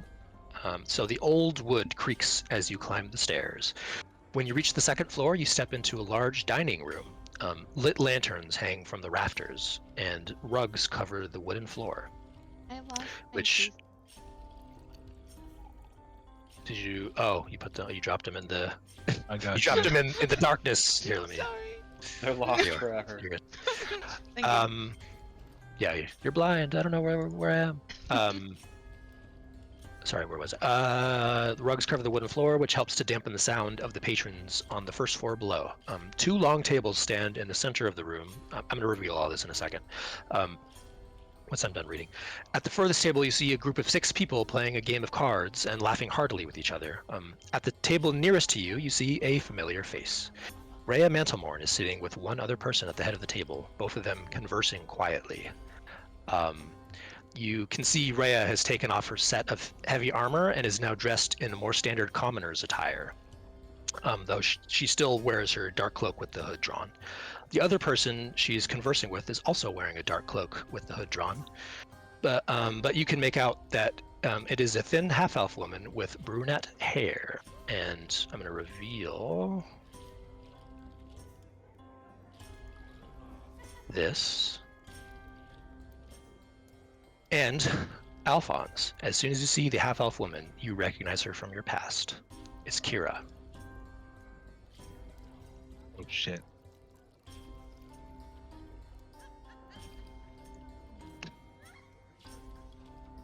I pretend not to know her. Okay. Did you say? Oh, did you say "oh shit" out loud? Yeah. I didn't say "oh shit" out loud. I'm gonna do a little something real quick. I dropped an image of Kira in the. Okay.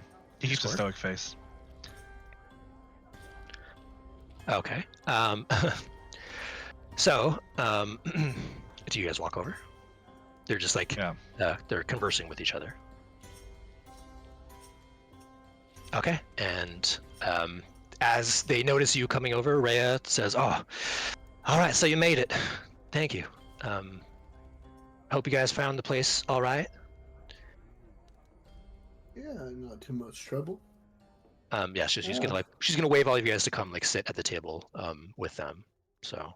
Alphonse will just like tap the table like he's like tap the table twice like in poker when you do like check, but like towards Kira, and that's about like the only acknowledgement that he does. You see, she like as soon as she notices you, she has like a little look of recognition, and then gives like the tiniest little hint of a nod, and then underneath the table she taps twice as well. So yeah, Rhea says, "All right, so now that we're all gathered here, we have some things to discuss. Why don't you go, Kira?"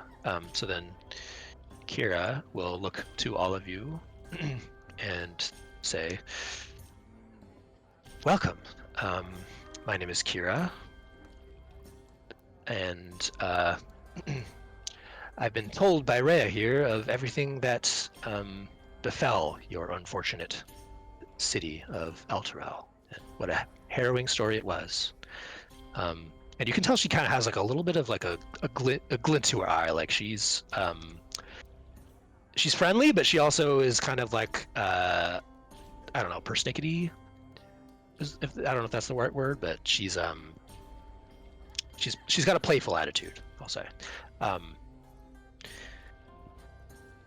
So she says, Kira says, "All right, so I am under the impression that y'all are going to be needing some work while you're in the city. Is that correct?" That's a good assumption. Well, I might have something for you then. She explains. So, I'm trying to lay low from a job I did a few days ago. So I've been staying up here, holed up in one of the rooms, and she like points back behind her to this room back here. You can tell, by the way, these 2 doors here. Maybe I didn't do a good job erasing that to show the doors. All of the doors here have like plaques on them describing like what is in each of the rooms. Or oh shit, that was the wrong button. Describing each one. So on this back door here, you see it's like guest room 1, guest room 2, and then on this one down here, Giles, you see the master suite is this door down here. And then this room, the door says, hold on, I gotta find it. It says, shit, sorry, there's a name for it. I think that one says the Umber Hulk room on it, I believe. And then the other one, there's another door over here, which says, what does that say? That one says the Displacer Beast room. Cool. And then this one, this is a room. This is also a guest room. It's another master suite room, but this one, Alan gave you guys keys to your rooms, and they have like a number on each of the keys. So you can tell that this master suite is already taken because the door is closed. And the key that you got is for this master suite down here. Okay, so yeah, Kira. Yeah, I don't think. Do you think you would have been up here before? This is like. I would have stayed here before. Yeah, so you would know that these two rooms, the Umber Hulk room and the Displacer Beast room, they're like conference rooms essentially. You got like long tables with chairs and stuff for any sort of meetings anyone would want to have, and they're named such after like the like that. The Umber Hulk room has a head of an Umber Hulk mounted on the wall, and then the Displacer Beast room has a head of a Displacer Beast mounted on the wall. Okay, so yeah, Kira explains that I'm trying to lay low from a job I did a few days ago. I've been staying up here, holed up in one of the rooms, and she points back to the room over there. The job was to steal a large amount of gold from a pirate captain by the name of Deadeye. The bastard deserved it. He didn't fulfill his end of a contract he'd made with the court, so the price needed to be paid. I should have taken his other eye while I was at it, to be honest. I've been safe the past couple of days as I was holed up here, but I've gotten word that Deadeye's figured out where I am, and is bringing his crew here right now to either get his money back or kill me for his troubles. And the court certainly isn't going to give him his money back, so... And then she kind of like shrugs, like, what do you do? I was originally planning to sneak away and find a new place to hide out, but when Rhea suddenly showed up and told me about everything that happened in Elturel and that she has a group of competent adventurers in her employment, well, I thought, maybe I can kill two birds with one stone.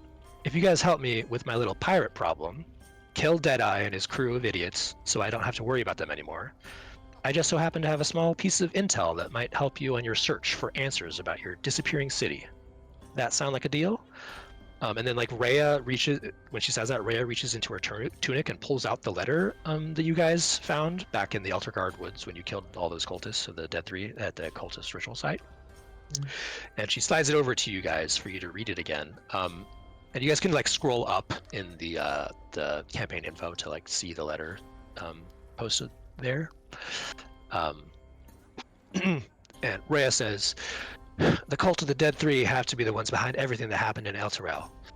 You saw what they were doing at that creepy ritual site, and I thought the cult of the dragon was bad. And she kind of like shivers a little bit. We have to bring these cultists to justice. It's what our family and friends would want, right? They killed so many innocent people. You see Rhea gets like a very solemn look, and you can tell she's like still grieving heavily for all the lost souls of her home city. And what if they're trying to do it again? They might be trying to do the same thing here in Baldur's Gate. We have to stop them. I don't know, like, without a, like, underneath my breath, it might be an improvement to some places. Just saying. Rowan's gonna kind of bang her fist on the table and be like, if we can figure out what happened to our city, I'm in. I don't care what it takes. Rhea nods. I agree. I'll chime in. How's for that? Doesn't sound like it wouldn't hurt. There are people I am indebted to that were gone. I also require the finding answers. I will do what it takes. It's not right what happened. We need to find out.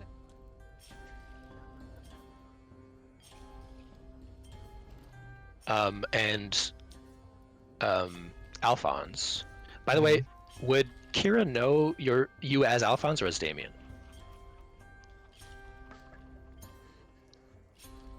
Oh dang, that's a good question. Let me Okay, you can think of it. You don't have to answer. knows me as Damien. Okay, and she's gonna do some thieves' cant on the table, like tap, do some tapping to ask you, what's with these guys? Can they be trusted? All right, and I'll I thieves can't back that they're chill. Okay. If you want to do this in secret, also you could if you want to thieves' cant or anything, just DM me and I'll DM you back. Yeah, they're not. It's like maybe not the smartest, but they're all right. Technically, he's correct. We have no int character. It's not wrong. I am the int character. The rogue. The world's first int rogue. Who? I mean, yeah. Okay. So yeah, Kira, she's gonna as Rhea slid the letter over. Kira is gonna tap on the letter and say, the person mentioned here, Duke Vanthaper, she's one of the most powerful nobles in the city.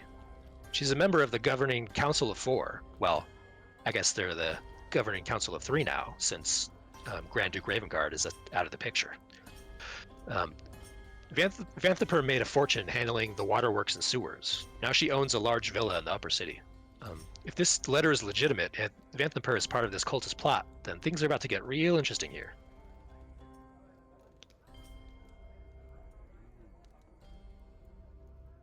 Like I said, nobles and their ploys.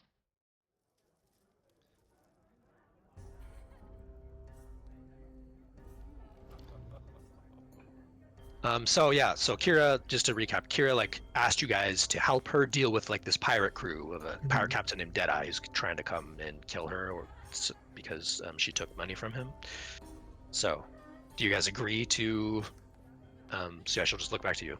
So, do we have a deal? Will you guys protect me in exchange for this little tidbit of information I have? Is there a chance of getting some of the recovered funds as payment as well? She kind of laughs and smirks a little bit. Unfortunately, no. Deadeye's debt was paid back in full to the court, where it righteously belongs. Well, Keep what we find? What's that? Can we keep what we find? Oh, yes. Anything you find on them is yours for the taking. They won't need it anyway. They'll be dead. And I'm going to turn to Grush and be like, pirates usually do have good loot on them. I'm in. I'm already in. If it'll save. Oh. I'm sorry. Sorry, Tabby, what were you going to say? Oh, I was just gonna say, Rowan would probably be like, if it'll give me answers about the city and my family, I'm in. All right, excellent. I have a question. Would Giles, so Raiden, how well known is the court? Do the people of the city know it exists, or is it just totally a secret? No, it's I think it's like the dark web. You people who are into in the sphere of the internet, even within the internet, sort of know about it, but they don't know how to access it. Okay. And you have to really look for it. You have to really look for it. You know what I mean? So then, since Giles has spent time in Baldur's Gate, I think you would have heard of the Court of Knives, and you would know it's a secret. It's basically like the Thieves Guild, but better. It's more well organized. There is also a standard thieves guild, but they're more of like a Robin Hood situation, whereas the Court of Knives is like a full-on like organization that spans like multiple major cities. I see. League of Assassins versus local Yeah. gang. Exactly. Okay, well then Kira says, well, excellent. I guess that's settled then. So, I'm not sure when they'll be showing up, but since we're all just sitting here waiting for my nice little pirate friends to show up, why don't we have a little fun to pass the time, right? Anybody interested in a game or two of Baldur's Bones? And I'll show you guys, if anyone is interested in playing, we can play a little dice game right now, as like a little mini game. I'll show you the rules for Baldur's Bones. It's essentially just blackjack, but with dice instead of cards. Oh. Does anybody want to play? She asks, and she like pulls out a cup that has a bunch of six-sided dice inside of it. That was a definitely play. Oh yeah, that was a definitely play. Yes, Grush. With this, would I be allowed to use? Where is it? My thing. Sorry, I need to figure out if it's a feature. Where I can reroll damage dice? Would I be able to use that magic to reroll dice here as like a move, like a sleight of hand ability or something like with it? Is that a limited times per day, or is it? Yeah. I mean, you can if you want. If you want to use it for this situation, sure. Try to. All right. Well, we're about to go to sleep tonight. I'm assuming after this before we fight tomorrow. So Yeah, I'd say about now it's probably maybe like 8 p.m. or something. So night has definitely fallen. So yeah, she starts handing out three dice to anyone who wants to play. So we can play a little mini game right now if you guys want. Damien's gonna sigh. Alphonse is gonna sigh really quickly, just like, just knowing he's not won against Kira before, but he'll try anyways. He'll be like, okay, whatever. And she kind of like does a little like faux like pout at you. Oh, don't be a little sad sap. Come on, it'll be fun. Giles be like the guy that shows up at a poker table in Vegas that just tries to out wallet people. It's like, oh yeah, I'm just gonna put $200 in ante up every fucking con. I hate this people. But I'm playing. So, real quick, Parker, it's my meta magic options for empowered spell. When I roll damage for a spell, I can spend 1 sorcery point. So I have 2 sorcery points right now. So you roll up to 4 damage dice. So can I, like, twice in a day, I guess, for this, reroll up to X amount of dice? Yeah, totally. That sounds fair to me. Maybe you would have to do like maybe the rest of your party would, because you're not. Does this effect just happen, or do you have to do like a spell like cast for it to go off? It's for a damage roll for a spell, so it'd be after a spell goes off, I guess. That's what I was asking. It's kind of wonky. So if not, that's fine. It's just like my version of the rogue's like sleight of hand trick or something, I guess, is what I was trying to pull off. Sure. If you want to try to pull it off, you'll have to do a sleight of hand, I'll say, to see if you can do it without anybody noticing. It'll have to be a little bit of a cheat situation. Okay. Yeah. Okay. So who wants to play? Grush. Rowan is gonna look at the dice and she's gonna get a little misty-eyed and she's just gonna push away from the table and be like, I think I'm gonna sit this one out, guys. And just kind of stand over here by the stairs. Sure. Rhea also is like, she's not gonna play, but she'll just sit at the table and watch you guys. She seems like sort of lost in thought. Because you guys have been through a lot recently. Okay, so then the rules for this are like, you guys are, this is gonna be a betting game. It's not just for funsies. So you're gonna have to put, you guys are gonna have to agree on the ante for the pot. And then each player rolls 3 dice, and then we're gonna go clockwise around the table, with like, and Kira will be the host of the game, so she'll go last. And on your turn, you can choose. It's just like blackjack. You look at your three dice and choose. You're gonna roll your dice secretly for yourself. So if like you should be able to just choose the option to roll for yourself rather than rolling for everybody to see.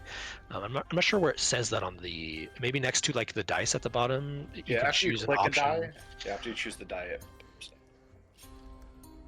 So yeah, you can roll the dice to yourself, and so you're secretly you're concealing your own hand, and then you're going to choose whether you want to roll again or stand with your dice, and whoever gets the closest to 21 is the winner, and you bust if you go over 21. So and you can what dice do we roll? It's 3d6s, and then after that D6s. it's an additional d6 every time after that you want to roll it again to try to get to 21. So yeah, it says after everyone's had a turn, the highest point total that is not exceeded 21 wins the game and takes the pot. Okay. So everybody go ahead and secretly roll 3d6s for yourself. Well, what's the Alphonse ante? will roll. No, Alphonse no, will you- roll no. one. Put one gold in. Yeah, so what's the ante you guys want to call? I'll just do one gold. yeah, I'm good with the gold. Kira kind of looks at you. Oh, come on, really? You guys must have more than that. Oh, that's No, I'm good. poor. And he's That's gonna just good. look straight at her. She just smiles back at you. Oh, how the mighty have fallen. Okay, fine. And then she'll slide one gold over as well. Alright, I'll roll my Alright. dice. So everybody playing can secretly roll 3d6s. We and, can roll them directly to you if you want, Parker, instead of self as well. How do we do that? Oh, you guys can roll directly to me only? Yeah, Oh, that's Dungeon cool. Master self forever. No. Okay, I yeah, don't go see- ahead and do. What does it say to Dungeon Master? Yeah, I see a self and I see an everyone, but that's because I'm the dungeon master. So. You just saw what I rolled. Yeah, I You did. just- Did everybody see that, or did you only? Did I It only? I just see says that? 2DM. Oh, so yeah, you guys can just directly roll to me. I didn't even know that. Oh, it's on the character sheet. You have to do that. Yeah, where you would roll, you Oops. choose the d6 option there. Okay, cool. So, Kira is the host. So here, I'll have Rhea walk over and be next to. Well, I got the same roll. custom roll as I got for when I rolled to myself. That's insane. Move over here. Yeah. So, sorry, hold on. So, starting with Alphonse first, since we're going clockwise along the table. Do you want to roll? Is there a double down option? It doesn't say that in the rules, so I'm gonna say no. All right, I'll roll one more.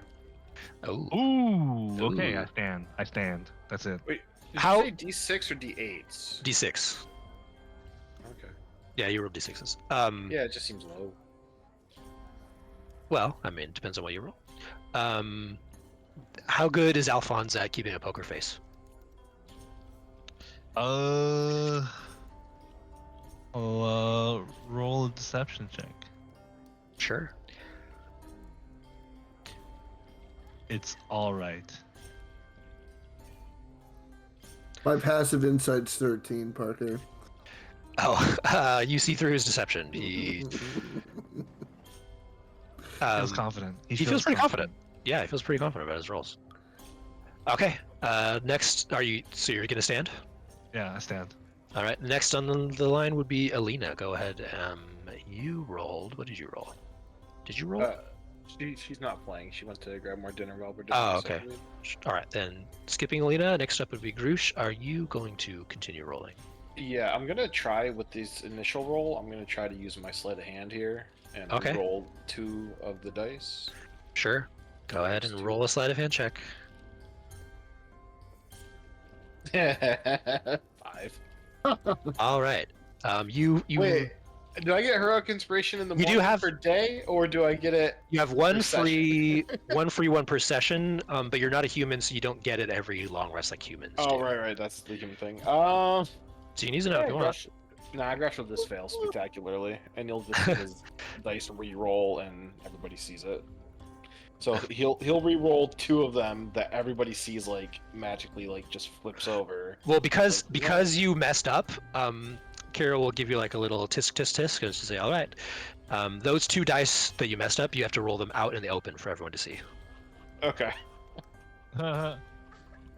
So but that's still a re-roll, isn't it? Though then, so either way, I'm re-rolling. You are re-rolling, but now everyone gets to see what those 2 dice Okay, are.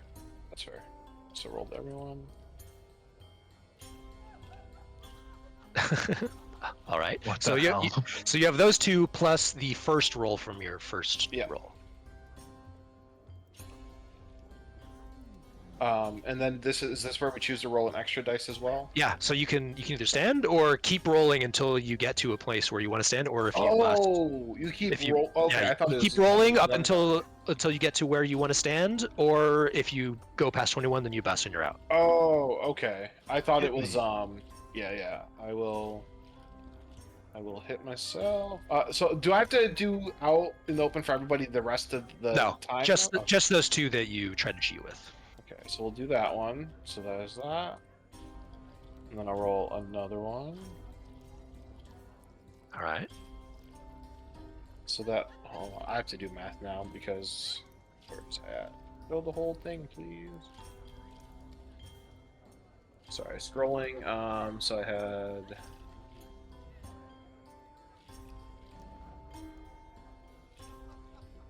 So 5 everybody saw, then I got plus that. I will stay pat. All right, you're gonna stand. Yep, I stand. All right. Then next up in the turn order would be Giles. So Oh boy. what did you get? I'm definitely hitting it. Wait, why did you roll so many d6s? Rolled. Ooh, that changes things. Wait, hold on. Which one are you going with? You rolled like 3 times. Oh, the most recent one. Okay. I'll tell you Yeah. what I have right now. Sure. Do the third one. Yeah. Okay. You see what I have? Yes, I do. I'm gonna hit again. Living dangerously, maybe? Oh, I'm gonna stand. Okay. And then I'm gonna roll for Kira. Everybody remember your totals because I already forgot.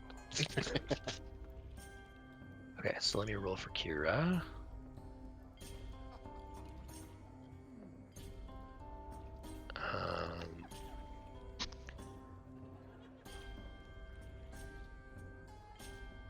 Okay, she's gonna roll again.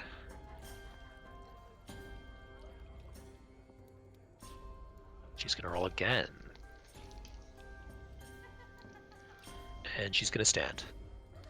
Realistically, how do you prove what you roll?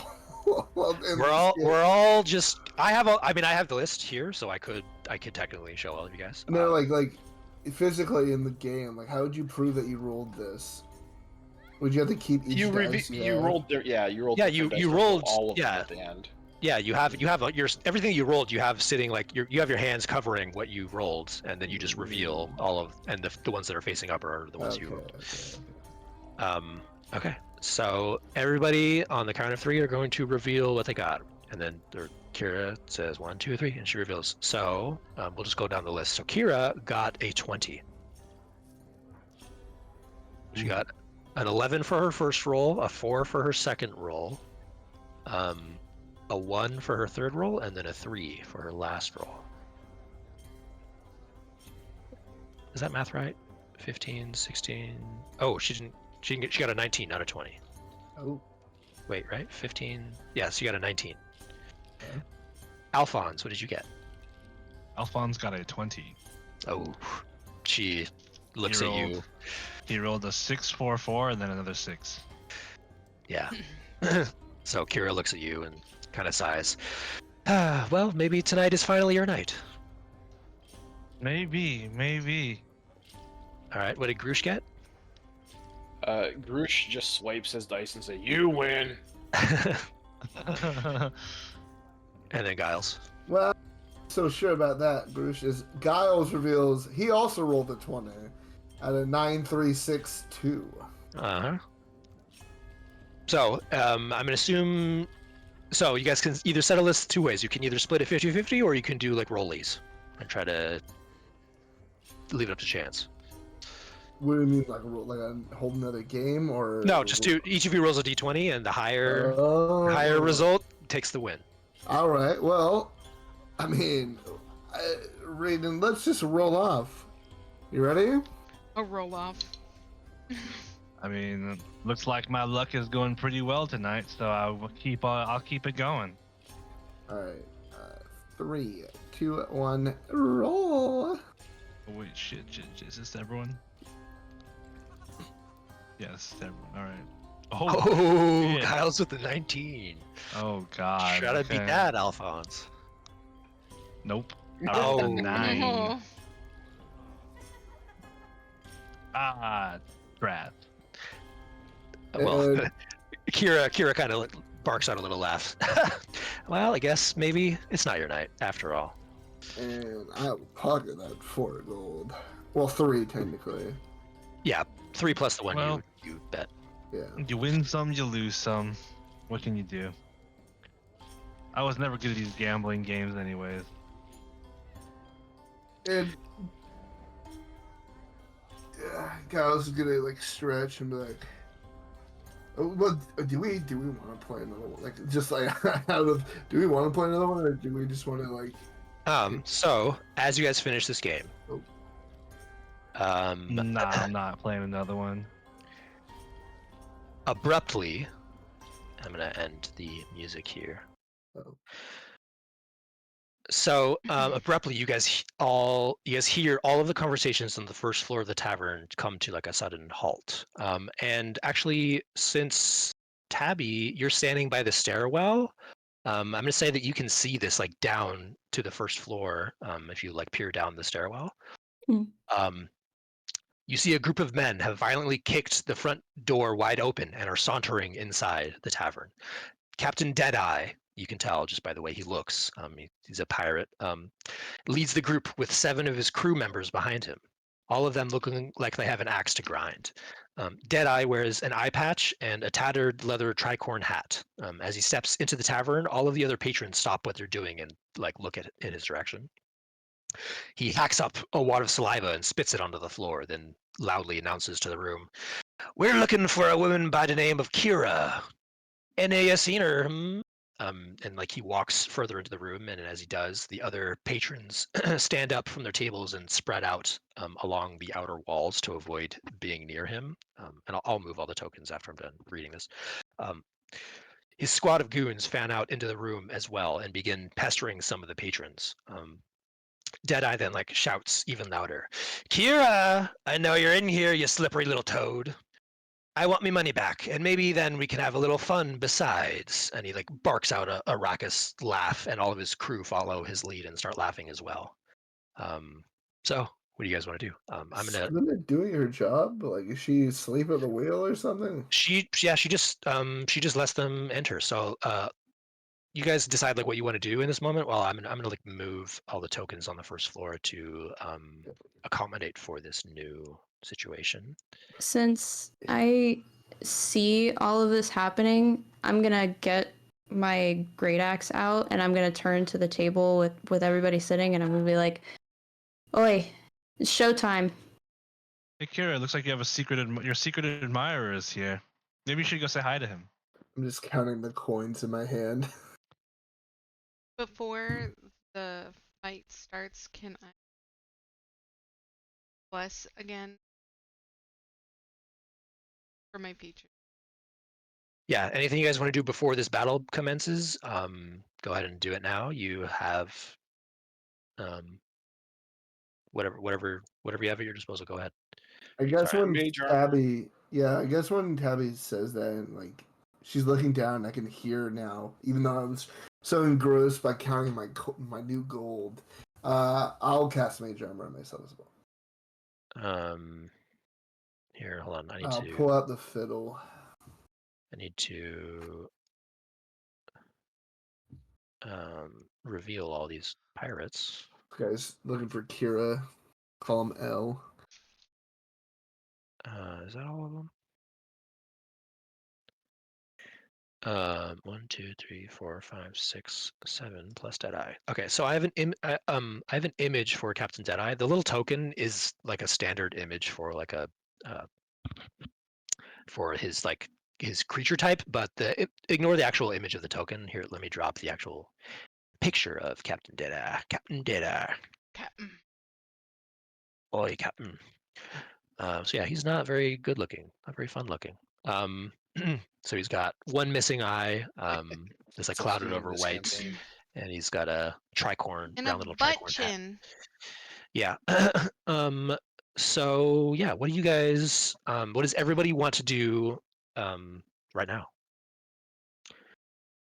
You see downstairs, Tabby. You see that,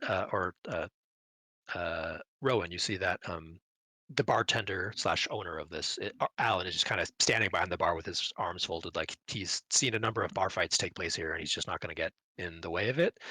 And then Skuna, as the bouncer, she just let everybody inside because so long as they don't attack any patrons, any innocent patrons who are not involved with the situation, she's just going to let them do whatever they must.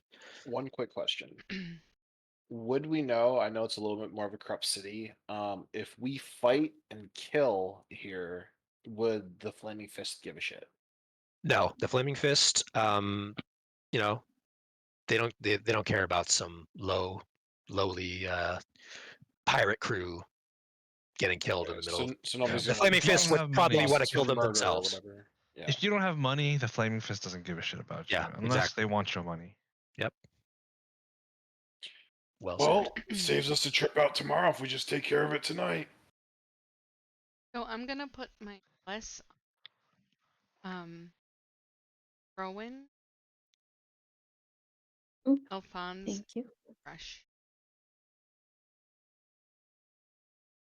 Here, maybe I should send Damien. you to your boyfriend, to your new boyfriend. I think that would be great. Ooh, She joking. she frowns at that, like for real. It's not even a fake frown. She says, "Oh, that's not something you should joke about. Alphonse just kind of smiles. You know he's not my type." Right. Sure. All right. You like the twinks. Jeez. And then And then she he realizes she that kind of he's like she kind looks of at you like- up. She looks you up and down, like, yeah. And then he remembers that like he's not supposed to remember her, and he goes, "Oh, anyways, we should get our job done, guys." And while he's saying that, Rowan's running downstairs. Yeah. I Oh, shit. kneel next to Nat and I'm like, girl, you need to stay here. I want you to stay safe. Okay. So as you guys are like moving down Rowan, this, wait for me. yeah, you guys can move your tokens to like the stairwell, wherever you would be. Rowan, you can be like at the bottom of the stairwell, so since you're first Okay. in line. God, Yeah, move your fucking guys DnDBeyond, I in swear such to a God. way that you can all fit like on the first floor, like near the stairwell. Here, I'll just push Um, myself up just a little bit. Ray- DnDBeyond. Rhea is afraid of. You guys will just know that Rhea is afraid of being like seen as a Hellrider here. She's like she's on the most wanted list, so she's just gonna sit this fight out and chill upstairs. But Nat. Kira is actually going to come down with you guys. So you get. I guess she'll step beside you, Alphonse. And as she like walks down, Deadeye says, "Ah, there she is." And then he like looks back toward his crew and says, "No time for pleasantries, I'm afraid. Fucking killer." And then they all like pull out their shit. And then she just kind of smiles like, "Oh, looks like it's time for some fun." Okay, I'm going to start the combat music. Damn, you really pissed him off. Never steal a pirate's booty. All right, so Anyone who's so eager to meet the god they worship, come. Okay, so we're going to commence the combat here. So all of the commoners and stuff are just gonna sit this one out. You're just kind of backing off into the corners of the room. Okay, I believe that is all of the combatants. Okay. Alright, do we need a roll, I'm assuming? Shit. I'm gonna end the encounter. That was not correct. I don't want to add all tokens. I want to add these specific tokens. Okay. So yeah, go ahead, everybody. Roll initiative, please. I gotta manually change all of your initiatives. Respectable. I was so ready, but then I wasn't.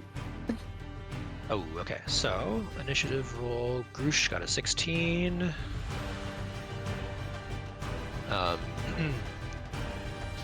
Rowan got a 6. Mm. Next up, Giles got a 14. And then Alina got a 16. What about Alphonse? Rolling it right now. Sure thing. 15, okay. Does anybody have the alert feat as in your origin feat? Oh, would you want to swap with anybody? I don't know what other one is this. I will just mention now, Ian, I have Bane, and that's my plan. Is the Bane. So, guys, so I don't know if you want me to go first and just get that off. Who's first right now? Here, I'll post a screenshot of the turn order. Oh, Okay. I thought you Yeah, got a I higher. can't- Oh, I I can't thought see you it. got a And then, yeah, I just posted the screenshot of the turn order. Kira also got an 11. I need to make her a... Damn, I thought you got like a 20 something. I just assumed. No, Oh, 16. no. What is Grush again? Grush is a sorcerer. Okay. This guy, 45 feet. Yeah. Rowan Rowan, is the Rowan, like do you wanna tank swap? of your group. Yeah. Rowan, do you want to swap? You want a 15? You want to go second? Sure. All right, I'll swap with Rowan. Okay, so then you're gonna get a 6, I and forgot that I Rowan could do that. is gonna go up to a 15. I know I All right. have the So second low HP. It just Yeah, makes start sense of Rome barreling combat. down anyways to get in there quick. all right, do you guys see the combat Also, tracker now? My At the top, yeah. Okay, cool. Oh. So yeah, unfortunately, Bandit F is gonna go first. He got a 21 on his initiative. So Why do these bandits look like paint? yeah, I don't. That's They look the like new artwork for in the new monster manual. I don't know. They look weird. Some of the art is really good, and others it looks really weird. I don't know what they did. Okay, so Bandit F is down here, and he's going to run up to. They see that you guys' whole group is surrounding Kira, so they just suspect all of you are like she hired all of you to protect her. So they're going to attack you. So this guy's gonna run up to you, Rowan, and make an attack at you. So what do bandits get? They just get a single scimitar attack. So he's going to roll to hit. No, this is not advantage. Why is it telling me? That's weird. Standard roll. Oh shit, that's a nat 20. Oh. All right. well. Starting off well. Okay. Oh shit, I should have rolled. Wait, can I roll this as a crit roll? Oh, I don't think I can. Okay, I have to You don't manually- have to. It's fine. I gotta there's no. It doesn't seem like there's a way for me to roll a crit on this, which is strange. So I gotta just roll another d6 here. Won't it just automatically do it, or no? Oh no, it didn't do it for some reason. It just did 1d6. Oh, weird. Did you rage yet at least? No, she If hasn't you gone yet. if you want to say that you raged as you were like running down the stairs, I'll allow that. Okay, So yeah. Yeah, I think that makes sense. That seems I like think she would. So yeah, you can say that you raged as you were running down the stairs. So this isn't going to do as much damage to you, thankfully. So unfortunately, he rolled really well for damage. So we got 11 damage total, but that would be halved down to 5 damage. Ooh. So go ahead and mark 5 damage off of yourself. So that is Bandit F's turn. He slashes you with his scimitar. Geez, these guys actually rolled freaking fantastic. What the hell? So next up is Captain Deadeye. And he goes, time to die tonight, Kira. And he's going to step forward 5, 10, 15, 20, 25, 30. He can't get to Kira, unfortunately, but he's going to make an attack against Alina. Not if we kill you first. Oh, he has multi-attack. That's cool. All right, so he's going to attack Alina. Does a 13 hit you, Alina? No. Okay, so the first attack, he slashes at you with a scimitar, but you definitely dodge out of the way. And then the second attack, and a 7, he misses again. So you easily avoid 2 of his slashes, and he gets angry. That's his turn, actually. Cool. All right, so next up will be. I have to move the combat tracker. I forgot. All right, next up is Bandit B. So yeah, same thing with him. He's going to 5, 10, 15, 20, 25, 30. He can't make it all the way there. So he's going to sprint to get over to you, Rowan, and that's his turn, is just to sprint over to you. All right, next up is Bandit C. Same thing for him. 5, 10, 15, 20, 25, 30. So he's just going to sprint to get to here. So Rowan is being surrounded by all these bandits. All right, next up is Alina. What would you like to do? You have Captain Deadeyes staring at you, and now that he's this close, he smells like shit. You can tell he doesn't breathe, or he doesn't bathe, and he definitely doesn't brush his teeth. His teeth are like rotting and brown. He just smells terrible. Because Bless is a concentration spell, am I able to do like a different? Yeah, you can cast another spell. Just if it's also a concentration spell, then you will like lose the concentration on the Bless and start concentrating on the new one. Yeah. Okay. But you can cast any sort of like attack roll or saving throw type of spell that it doesn't require concentration. Okay, so I can cast Ice Knife. Sure. Ice Knife is a ranged spell attack, and because these guys are like up close to you in melee range, that means you would have disadvantage on the roll to hit them, because they're like they can kind of like hit you as you're trying to cast the spell. Okay, you also every character has, just to remind every character, every round of combat, you have the option to do like the default like player action options, where you can take the dodge action, which means that all attacks against you would have disadvantage, so that makes it harder for them to hit you. Or you can do the disengage action to like run away from the people who are like in your melee range, and you won't provoke any opportunity attacks if you choose to disengage from them. Or you could do the dash action, which doubles your movement speed for the round.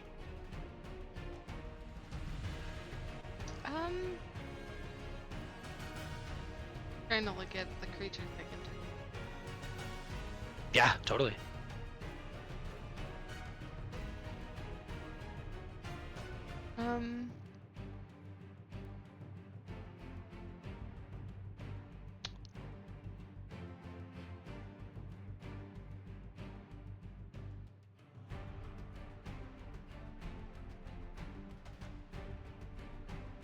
You can turn into a wolf. Yeah, I was looking at something that had a decent amount of hit points too. At this level, none of the creatures you turn into are gonna be like super tanky, to be frank. But yeah, I'll turn it. Okay. So on my features and traits, I'm gonna click that. Yeah, one use of your wild shape feature. I'm gonna bring up.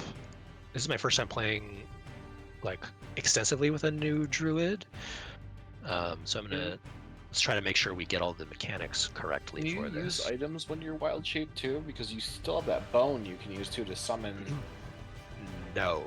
No, you can't. When you transform, all of your like items on your person, like you decide whether they just fall on the floor or if they like are like morphed into your form as you transform. So Okay, so yeah, it's a bonus action for you to shapeshift into this beast form. You stay in it for a number of hours equal to half your druid level, so you can stay in it for 1 hour at this level, or until you use wild shape again.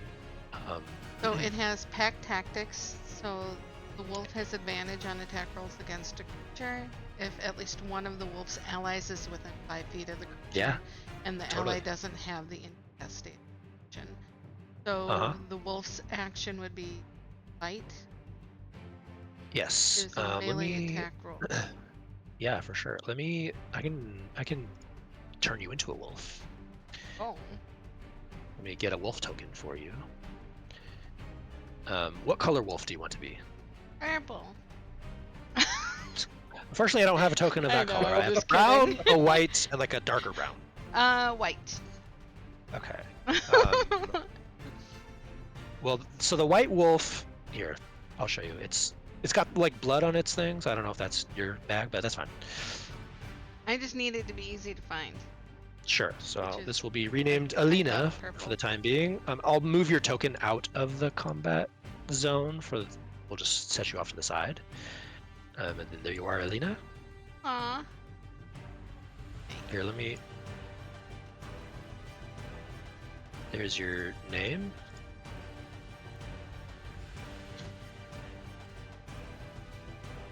You are now Alina Wolfer. Okay. All right, so it was a bonus action to bite. turn into wolf. Now, yeah, just go ahead and do your bite attack at advantage because Rowan is beside you. Oh! Okay, how do And are you I going to do be that? targeting the Deadeye? Yeah, Yes. Captain Deadeye. Okay, so I just have to hold my um, nose because I don't think there's a way for you to do this Melee like attack in the roll. app. So I think, yeah, you're just gonna have to have, if you have the wolf stat block open like on the side as like an extra tab on your browser, which is what I assume you have,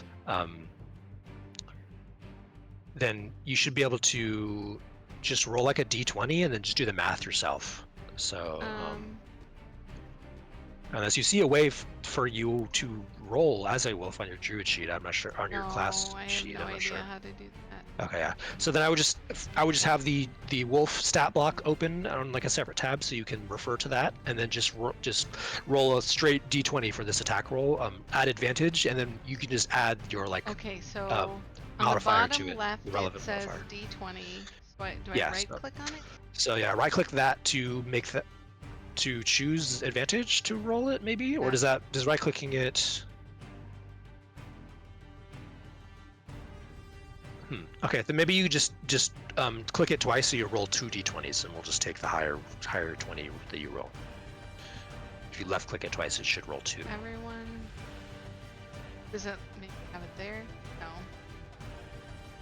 Let me see if I can look at your sheet.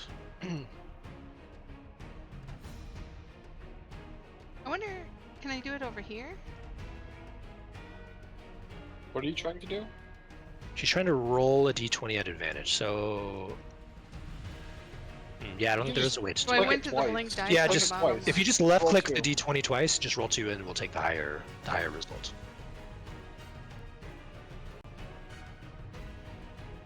They're both 12s. Okay. So 12. So it's 12 plus the attack modifier on the wolf's sheet, on the wolf stat block. So where for the bite attack, it should say you should say you're plus 5 to hit or plus 4 to hit or whatever. Plus 4. Okay, so Reach 12 5 plus feet. 4. So 16 to hit against as Captain Deadeye, and his AC is 15, so that does hit.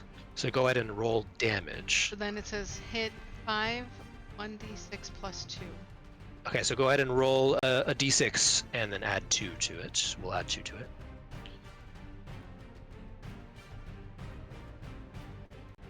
The 5 next to that is just like the average damage. Okay. But we're not taking the average, we're actually rolling. Okay, so 4 plus 2, so you deal 6 damage to him. Cool. So do you want to describe how you bite into him? Or like where?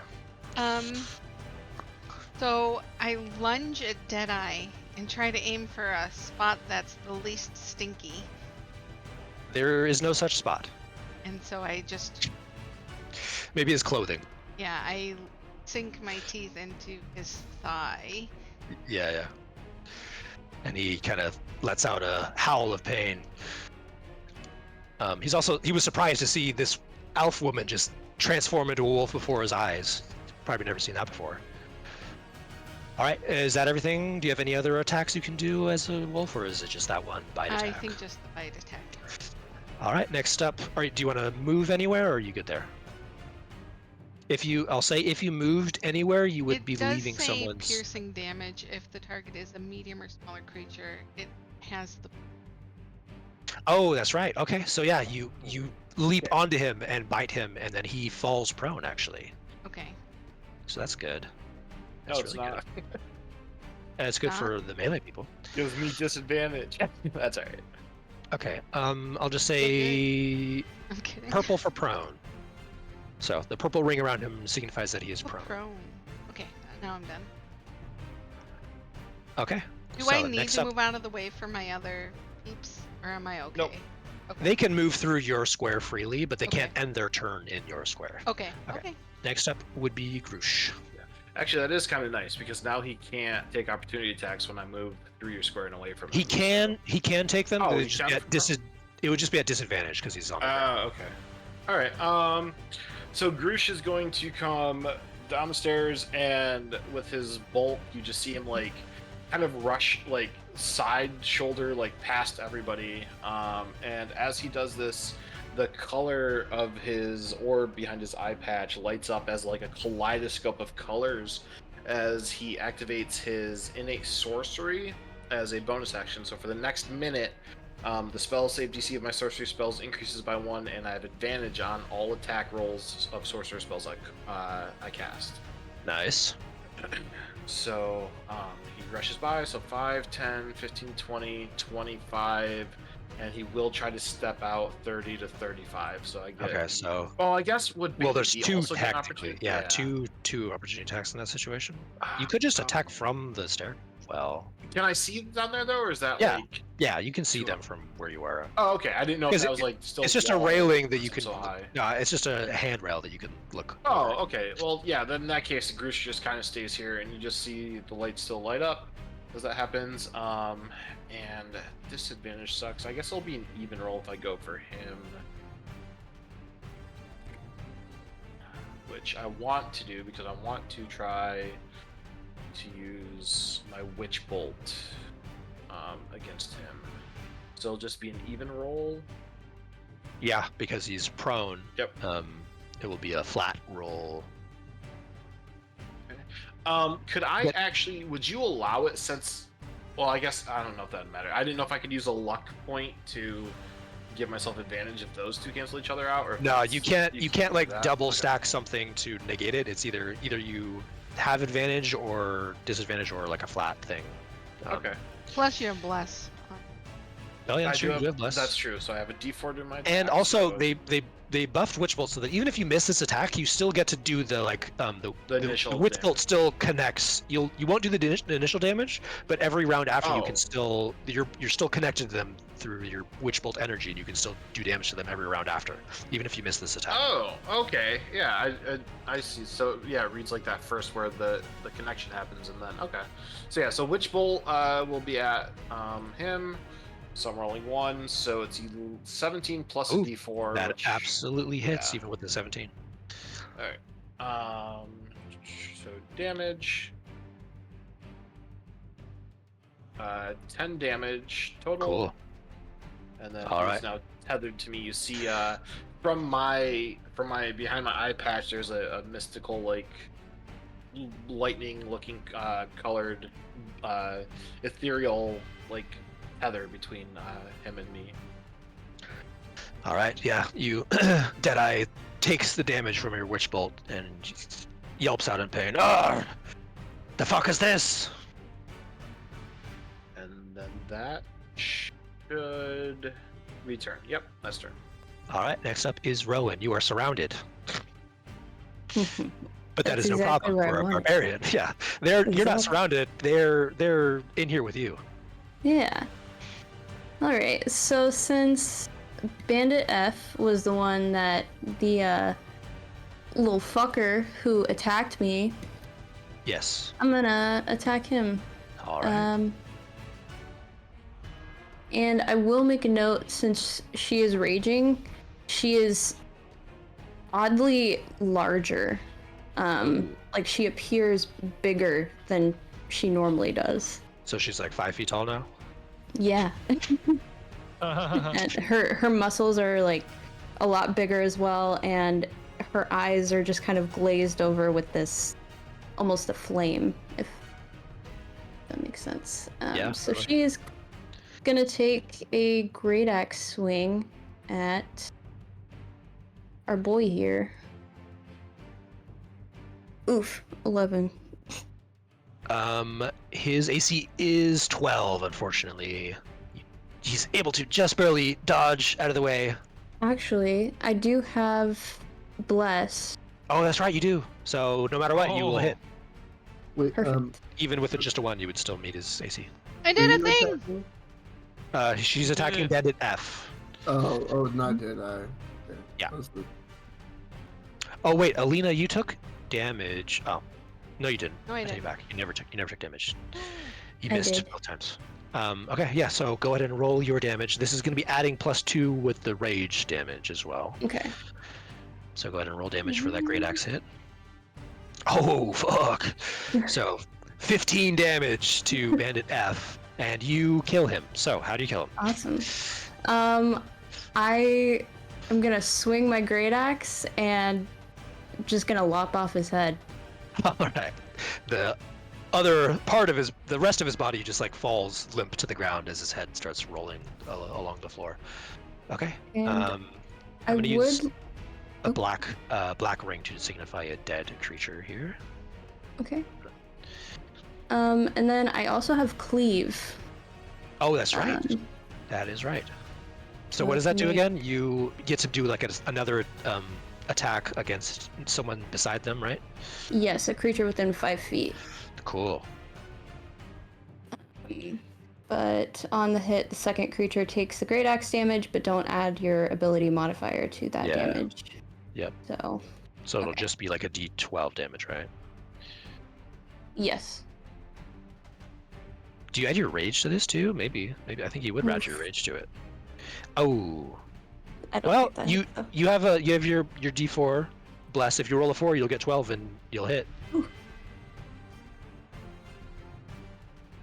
Nope. Oh, unfortunate. So No chance. you try to swing your great axe in like a wide arc to hit the second guy, but he's able to step aside and dodge out of the way.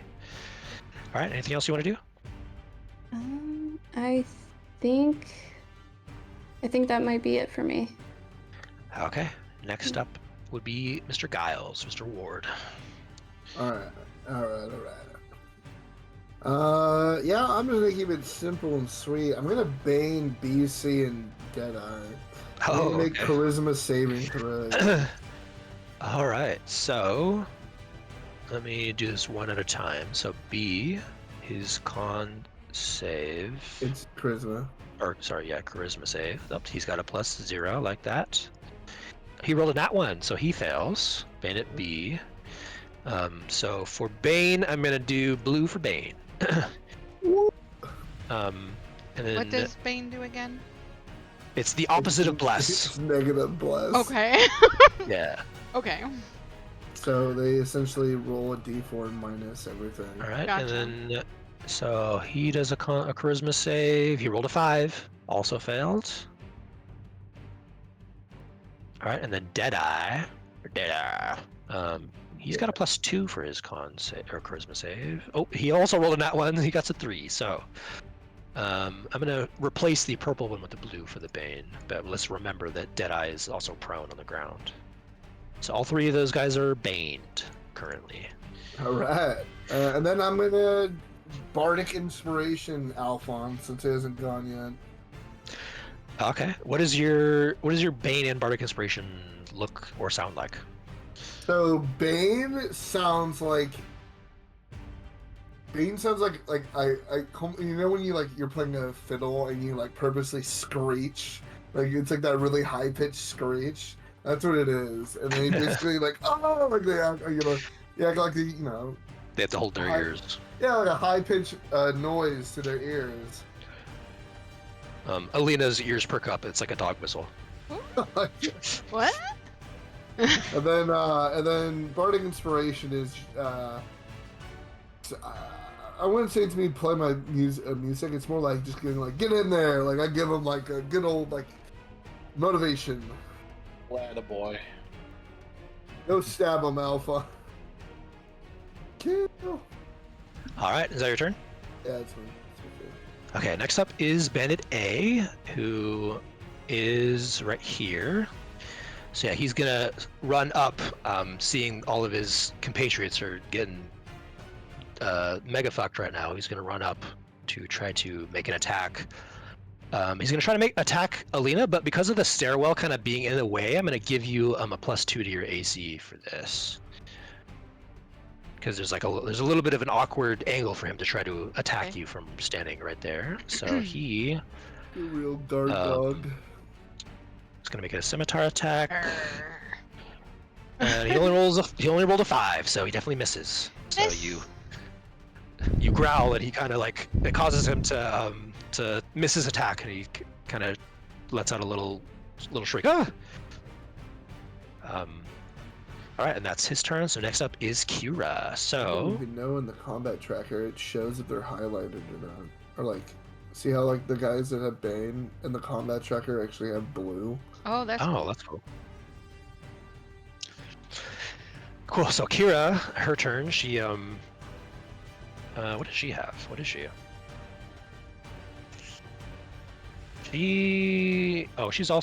She also is just a bandit, so she has the same stuff as them. So she's smarter than these dumb pirates. So she's gonna like look to you, Alphonse, and like give you a little bit of a wink and say, "Well, watch how it's done." And then she's gonna take out her light crossbow. She just like pulls a freaking light crossbow out from from behind her back under her cloak that you guys didn't even see before. And she's gonna shoot a ranged attack at Bandit A. And she hits. Awesome. So, roll a d8 plus whatever. Ooh, max damage. So, 9 damage into the Bandit A. Ooh, yeah. So her crossbow bolt sinks into Bandit A, and he like screams out in pain. Ah! And like is reeled backwards a little bit. You make that noise one more time for me? No, that's the only one you're gonna get. Clip it. Clipped. Yeah, clip it. It's on the internet Clip it. forever now. And then So she's you probably gonna were clutching that. I got She's it. gonna use her bonus action to reload her crossbow with a new bolt, and that is gonna be her turn. Next up is Bandit G. Where are you? There you are. And a G unit. G. So he's gonna try to be cool because there's like chairs and stuff in the way. He's gonna try to jump up onto the table to like get over it. So I'm gonna do a acrobatics check for him. He's a G, that's why he's doing it. Ooh, he rolled really well. So he does a sick ass like skateboard move where he like grinds along the side of the of the table and jumps off and does a kickflip midair, and then he lands beside you here. Actually, he's gonna go. Yeah, he'll go right there. And he's gonna try to take a swing at you, Rowan, with his scimitar. Ooh, rolls a nat 1, so you are easily able to. Yeah, these guys are rolling like trash right now. This is great. You can try. Yeah, you definitely avoid his scimitar slash. Thinking of employing Blanded G, but now I'm not so sure. All right, then Bandit E. Bandit E unit is 5, 10, 15, 20, 25, 30, 35. So he's gonna have to dash.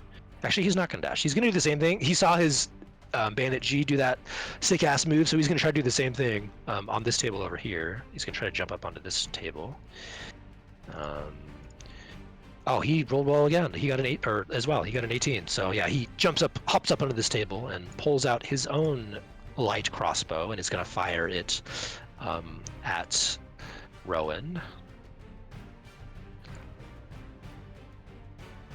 And he only rolled a 10.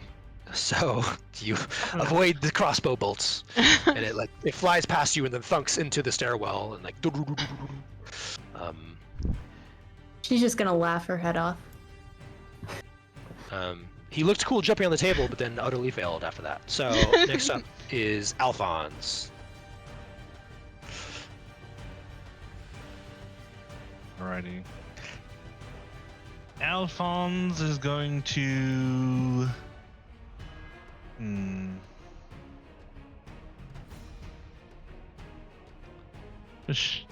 He'll just go ahead and just shoot Bandit. This one right here. Which one's it? We got Bandit C. Righty. Roll. Holy. Whoa. Alright. And the short bow, boom. And sneak attack. Oh god, 6 damage. But Ooh, now that Bandit C has been hit, he has been vexed.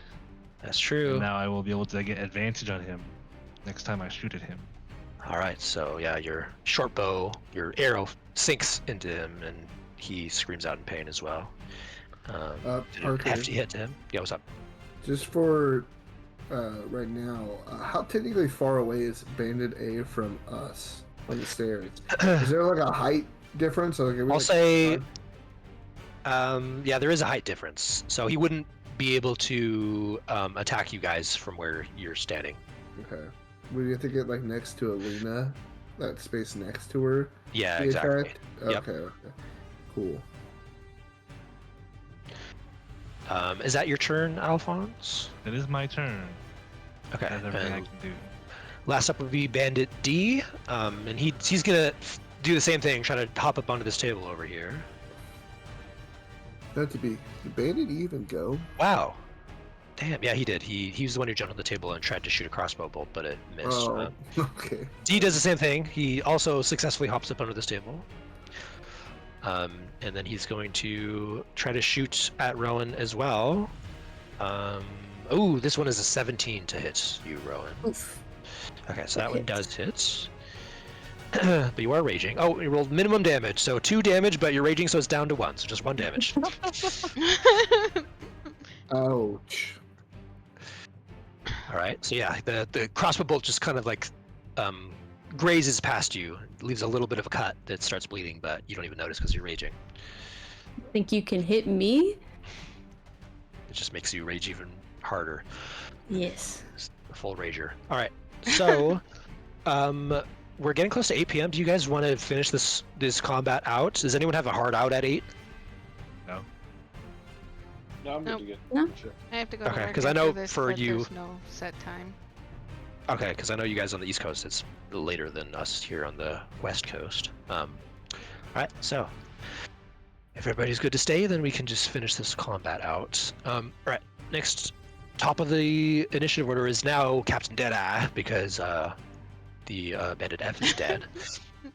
Deadeye. So he's going to use half of his Deadeye. movement speed to stand up, but he still has the frickin' like beam of energy connecting to Grush from the witch bolts attached to him. So he's like, "What the fuck is this?" I like to think it's eye socket to eye socket. Okay, yeah, you both got the eye patches. So, but you're so far up the stairwell, he can't really do anything about you right now. So he's just going to attack the wolf in front of him for the time being. By the way, who did you bless again, Alina? I should have done this. I'm gonna mark. I blessed Me. Rowan, Alphonse, and Grush. Okay, so I'm gonna put a yellow marker on all of you guys to show that you're blessed. You're hashtag blessed. Me. Okay. Yes, the hashtag blessed. Okay. So then, Captain Deadeye, he's going to do 1 scimitar attack against Alina. Oh, only rolled an 8. God, these guys are just rolling like freaking trash. You missed, sucker! Sorry. And well, I mean, you can speak. You can speak in your animal form. So. Oh yeah, that's right. That's right, she can. Okay, never mind. Then I said it. Nice. He just growls at you. I ain't gonna miss again. Okay, Stinky. But then instead of doing a scimitar attack against you, he sees this magical energy that's connected to Grush. So he's gonna flip around and fire a pistol shot at you, Grush, up on the stairwell.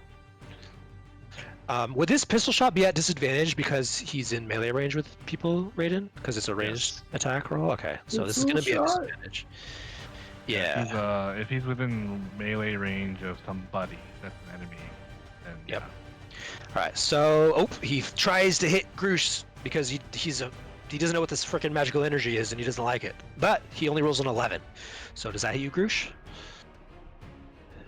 Mage armor up, so my AC is currently 14. And Nice. bless. All right.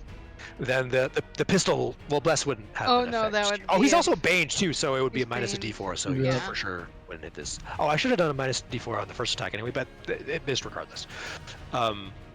Yeah, so the pistol bullet like bounces off of your mage armor and then like starts like goes through the wall beside you and off into the street. I'm gonna have to pay for that. No. Yeah, so that is his turn. He's really pissed. I keep forgetting he has a reaction to do whenever he takes melee damage, so I gotta remember to try to do that. Okay. So that's his turn. Next up is Bandit B. Then Bandit B is going to try to take a swing at Rowan with his Bane. scimitar. He's baned. Ooh, 17, but minus a d4. So let me go ahead and roll that. Ooh, with a max roll of a 4. So only a 13 to hit you, Rowan, which I'm assuming misses. That misses. All right. Bane. He seems like for a second he's about to get you with his scimitar slash, but then like the magic from Giles causes him to have like a little spasm and he misses the attack. Cool. And then next up is Bandit C. So he's same thing. He's going to try to attack you, Rowan. Oh, 20. It's a 19 plus 3, 22. So let's roll the d4 and see what we get.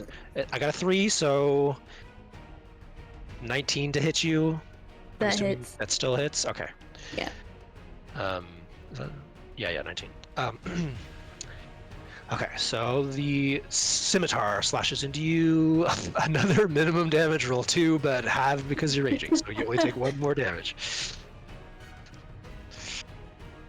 All right, that's Ow. his Rolling for the turn. enemy team. For sure. All right, next up is Alina.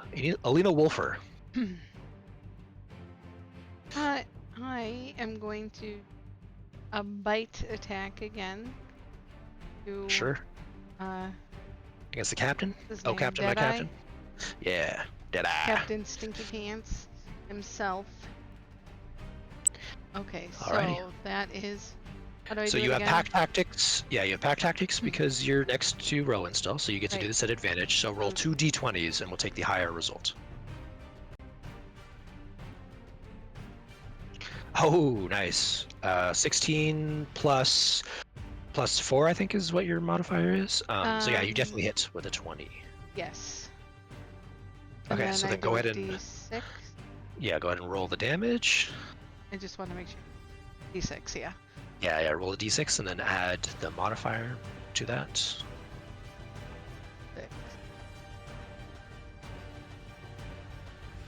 Okay, Plus 2 2. plus 2. All right, so you deal 4 damage to him, and he is knocked prone once again. Stay on your butt.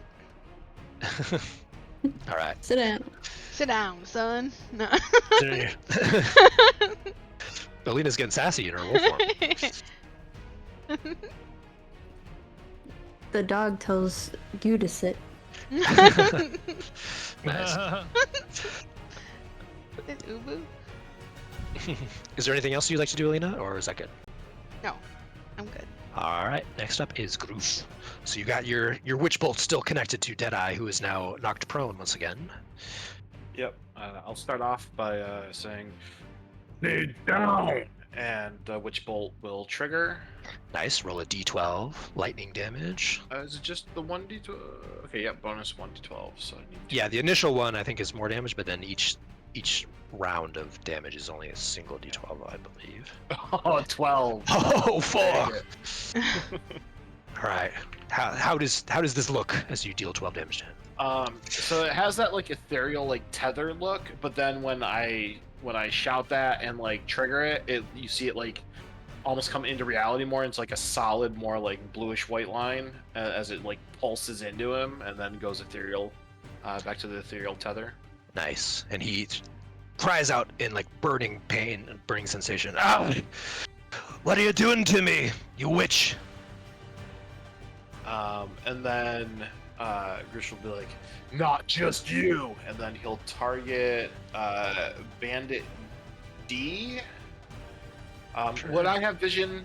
I know I'm like high up. Yeah, Can I yep. see that far in as well? Yes, Okay. you can. Yeah, it's just a handrail so you guys can see this whole room. Okay.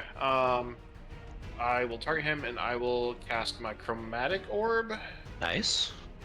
So I have advantage. 17 plus a D4. Oh, that definitely hits Bandit D.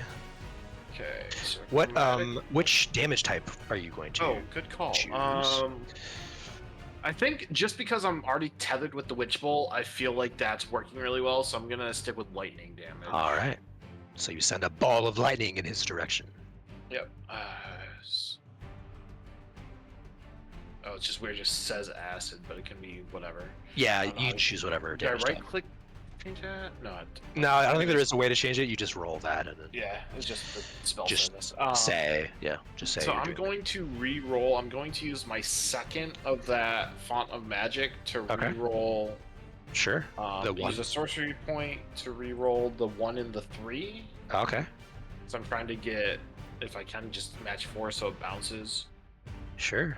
So We would love to see some bounces. Yeah, 2d8s. Rolling to everybody. Nope. Ooh. So 11 No plus matches. the 4, so 15 You did get an 8. damage just to the 1. All right. Yeah. So no. you deal enough damage to kill him. So how do you kill Bandit D? You just see like a revolving. It looks like a spinning orb, if you will. Like if you can see an orb spin, I guess, of lightning just like crackle out, like from the tether towards the captain, but then spin off halfway through and just spin towards Bandit D and strike him. Electrocute him. All right. Yeah. He's instantly killed from the 10,000 volts, and then like his limp body falls backwards and like knocks his chair over, and he falls to the ground dead, smoking. So that's bonus. Yep, that's everything for me. All right. Cool. Let me remove Bandit D from the tracker. All right. Next up is Rowan. Still got a bunch of people around you. Well, hopefully not for much longer, because I'm gonna take a great axe swing at Bandit C real quick. Alrighty. Oof, 13. Ooh, that hits. You're also blessed, so you would get out a d4 to that, but even the 13 hits. So go ahead and roll Awesome. damage. And this is adding +2 with rage damage. Oof. So 7. 7. That's still enough anyway. You kill him as well. How do you kill him? I am going to swing around the great axe and not cut off his head, but just kind of give him a good slice right on his shoulder. All right, you slash your great axe, and it carves into his shoulder, his clavicle, essentially. And he just kind of splutters some blood, and then and falls dead to the floor. The bandit B beside him like looks, and he looks and sees that things are not going too great now for them, and he seems kind of like frightened for a second, and he like looks to Deadeye and quickly says, "Captain, maybe we should." And then Deadeye just says, "Shut the fuck up! Keep fighting." With my cleave action, I'm just gonna look at him, the Bandit B, give him like this wicked grin, and say, "You're not going anywhere," and try to take a swing at him as well. All right, go for it. Oof. Oh, that absolutely hits. Okay, so for this, the cleave damage, I think it's just a d12, but I wonder, do you also add, I assume you also add your rage to this, because your rage gets added to all of your attacks. I So, think so. yeah, so Rage it's is not a going to be modifier. yeah, it's going to be a d12 plus 2 for the rage. Okay, I'll just roll a d12 then, and then add that. Oof. Oh, okay, Okay, so 4. 4 damage, that's fine, that's fine. This was to B, right? Yes. Yes, okay, so, yeah, you slash into him. That was the first time he's been hurt thus far, so he's still up.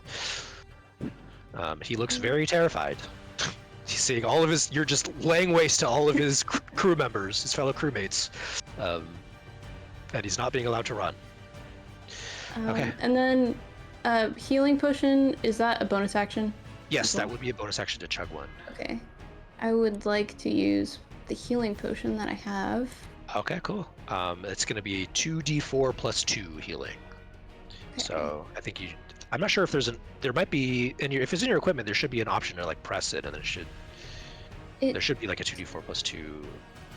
It just has a charge, so I just Oh, really? had that, yeah. Okay, maybe not then. Yeah, so go ahead and just roll 2d4 and then add 2 to it. Okay, so 7. All right, Plus 7 HP back to you. Ooh. So that puts you back at full. Cool. And that's my turn.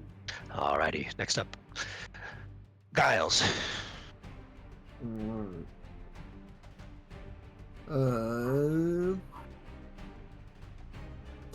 You're gonna see as this like is all unfolding, and I have my fiddle out. All of a sudden, like my fiddle glows with this like reddish black energy, and you see like my hand move the bow like very quickly, and I'm going to cast command, and in a like guttural voice. It doesn't sound like what I sound like. You're gonna hear me go say "flee," right? The voice say "flee" at Deadeye. So I'm casting command for flee, but Okay. it's different from when I did command the last time. So command, is that a concentration? Will that drop the No. bane? It's not. It's just like a single use, and then they have to do it on their next turn. Okay. Yeah, go for it. So it's a wisdom save. Wisdom save. He has a +2. Ooh, 11? That fails. All right, so So his next turn, he just runs away. all right. He can't make any actions. Okay, so yeah, Bandit B is like still looking to his captain for like strength and solace in this battle, and Deadeye like he just as you command him, he just like his eyes go wide and he like looks up to you and he just has a look of absolute terror on his face. He goes, "Flee!" So yeah, he's gonna run away on his turn. So next up is Bandits. Oh, is that the end of your turn, Giles? Yeah, so I'm a Bardic Inspiration on Alphonse. Do I want to give another one? Sure, I'll give one to Rowan. Good What old can your Rowan. inspiration be used for? Is it just attacks, It's skill, literally saving just- throws? Yeah, you just add a d6. If you miss an attack, you could use it on that too. It's any d20 roll, right? Yeah. Okay. So, Rowan, you now have a d6 bardic inspiration at your disposal Awesome. for the next Thank hour, I you. believe is how long it lasts. Okay. Next up is Bandit A. So where the fuck is Bandit A? He's said me. This is a mess of shit. All right, there you are. Okay, yeah. So he sees like his captain is like just yelled for him to flee, and so he's gonna follow his captain's orders. So he's going to disengage and run. So 5. But he has to go around this table. So 10, 15, 20, 25, 30, and he gets to there. He's trying to get toward the exit. So that's his turn. Next up is Kira. And Kira sees him fleeing, and then she pulls up her light crossbow and says, No, I don't think so. And she's gonna shoot at him. And she gets a natural 20. Oh my gosh. Okay, so 2d8 plus 1 piercing damage. So that's exactly 11, which is enough to kill him. That's fucking funny. Oh wait, no, he only had 2 HP, so she overkills him. So yeah, as he's like fleeing for his life, she says, "No, I don't think so," and then she just holds up her light crossbow and just snipes him right in the back of the head, and he just falls dead on the ground. Face plants. So he is dead. And then she reloads her light crossbow, and she's gonna stay where she is. Next up is Bandit G, so he's gonna do the same thing. He's gonna disengage. 5, 10, 15, 20, 25, 30, and he like gets over next to his friends over here, and it's like, "You are the captain! Flee for your life!" So that's his turn. Next up is E, and I'm gonna roll. I think Bandit E missed his attacks with his light crossbow. I'm gonna roll a wisdom save. I'm gonna roll a wisdom save to see if he's smart enough to try to flee, or if he's too stupid and he's gonna try to be a hero. Nope, he rolled a nat 1. He's too stupid, so he's gonna stay and keep fighting. So yeah, he's gonna hold up his light crossbow and fire it at Rowan again. Oh, well, he only got a 6 to hit, so he misses yet again. This guy sucks. All right, yeah, same thing. You definitely dodge aside, and his crossbow bolt flies past you and funks into the ground or into the floorboards. And then last up is Alphonse. Ooh. Get him, Alphonse. Alphonse will Deadeye is still prone on the ground, by the way.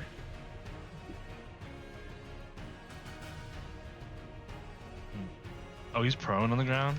Yeah, I don't have this. You only have 1 ring color around him at the time, so I'm keeping the Bane up. But he's also prone because Alina hit him in her wolf form. Then I will shoot at Bandit. This one. B. And a B. Bandit B. It be like that. Ooh. You are blessed. You can add Yes. a D4 to that. E4. I think no matter what, it's going to hit because their AC is 12, so... Yeah, that definitely hits.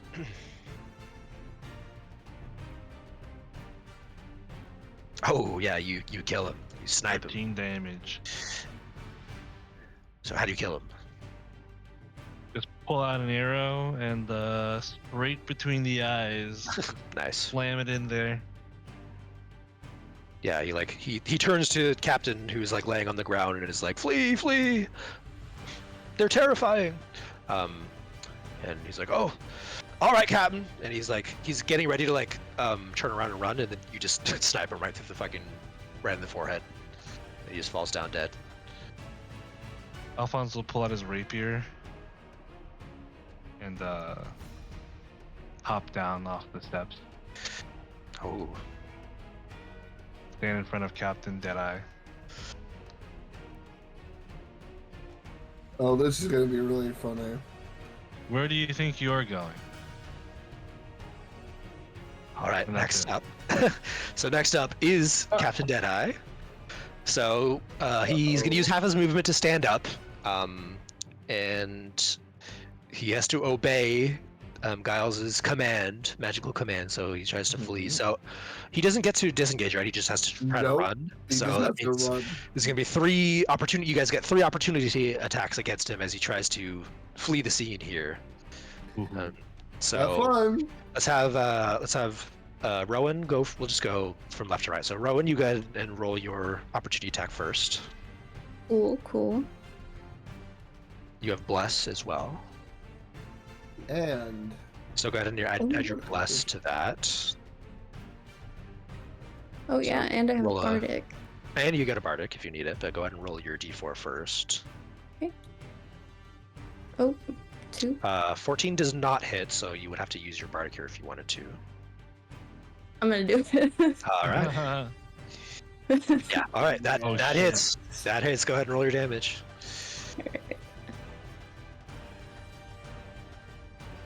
Oof. Plus 2, so 11. Okay. I didn't see the roll in the chat, so that's strange. Oh. All right. Anyway, so 11. All right. You slash into him as he's attempting to flee. He's still up though. Next up is Alina. Do you wish to attack him as he tries to flee? So that's a react. Yeah, that will be your reaction for this Okay. turn. Yes. All right. will Go you ahead. technically How be do I do knocked it? prone? Yeah, if Alina hits him, then he'll be knocked prone from this, which would be funny. So do I just do I roll different than like the wolf attack? No. Nope, you'll just do a standard wolf attack. So go ahead and roll 2d20s because you Okay, are 'cause- with pack tactics. We'll take the higher result. 13. Why am I not seeing? plus your 4. So I'm not seeing die rolls anymore. What's going on? It's like my game log crashed or something. Uh-oh. Did you? Are you guys seeing the die roll? Yeah. Yeah. Are you not all the way scrolled down? It might not be. No, I am. Yeah, that's weird. Do I need to redo it? No, it's fine. I'll just trust your guys. Okay, So you got a 13 plus 4? Plus 4. Yeah. So Great. 17 hits. All right, go ahead and roll. And Go ahead and roll your 1d6. bite damage. 6 26 plus 2. is a 5. Okay, now I'm seeing the rolls. That was a weird lag. All right. So, so you deal 5 damage, or no, 7 5 damage plus to him. 2. All right. You 7. chomp into him and knock him back prone onto the ground. Like, Oh. yeah. So, Sit down. Stay a while. yeah. So Captain Deadeye gets knocked prone again for like the 3rd or 4th time this combat, and he's like desperately trying to like drag himself away from you guys. All right. Alphonse, Captain Deadeye, he's on his he's bleeding profusely from all the damage he's taken. He's trying to crawl away desperately. Roll your attack. Okay. Oh, I get advantage too, huh? Uh-huh. Oh boy. All right. Yeah, Vandage. you now get advantage, plus you're blessed. So, oh yeah, for sure. Well, Good. bless my heart. Yeah, I kind of wish there was a way to do. I wish they added a bless thing. So if you right click, they would like it's like Yeah, roll with advantage, it's- roll with disadvantage, roll with bless. It's very, very rudimentary, so you just gotta do everything manually. Yeah. All right. So stab and stab. Okay, yeah. 11 damage. Nice. How do you kill him? Right. So as he's trying to flee and he's got the terror in his eyes as Yeah, he's crawling away from you. as Giles has casted this command with Grush, his magical connection of the witch bolt. Alina bites onto his leg as he falls prone, and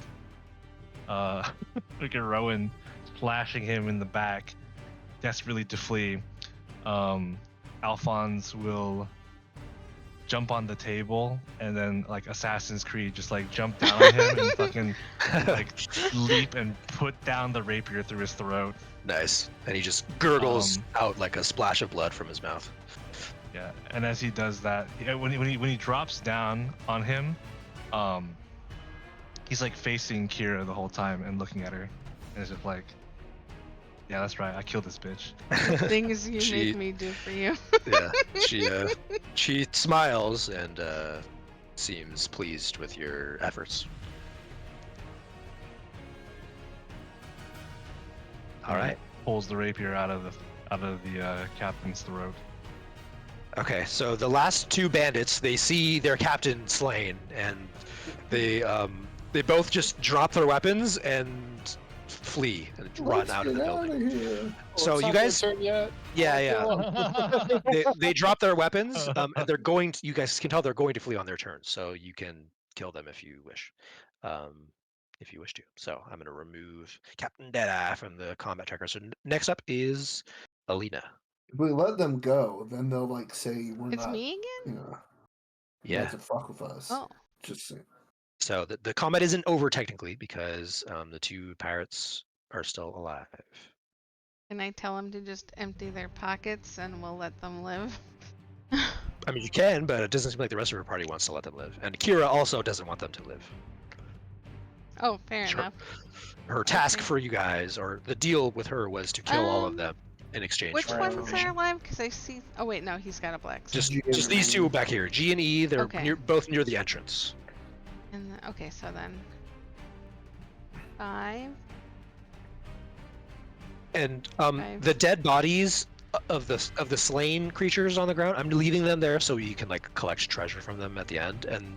But you can like freely step over their squares.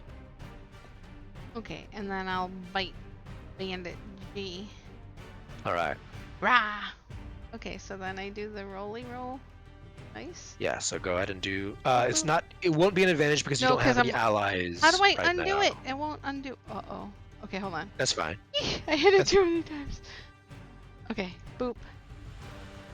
A 7 So this will just be a. time. Oh, unfortunately.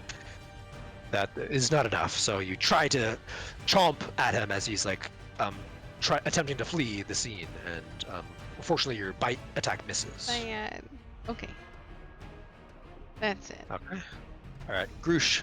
There's 2 guys left, and they're both trying to flee. Yeah, Grush ain't about that. He wants that info, so he's going to. You see like I know he had the rabies. tether from him to the captain just fade away into non-existence, and then his eye patch sparks up again, and he is going to do a sorcerer's burst at Bandit E. So the eye patch behind it flares up again. He's just gonna stick with lightning damage. And let's see, so Sorcerer's Burst plus 6 with advantage. Sweet. 22 plus D4. And Oh. just 4 lightning damage. Onto E.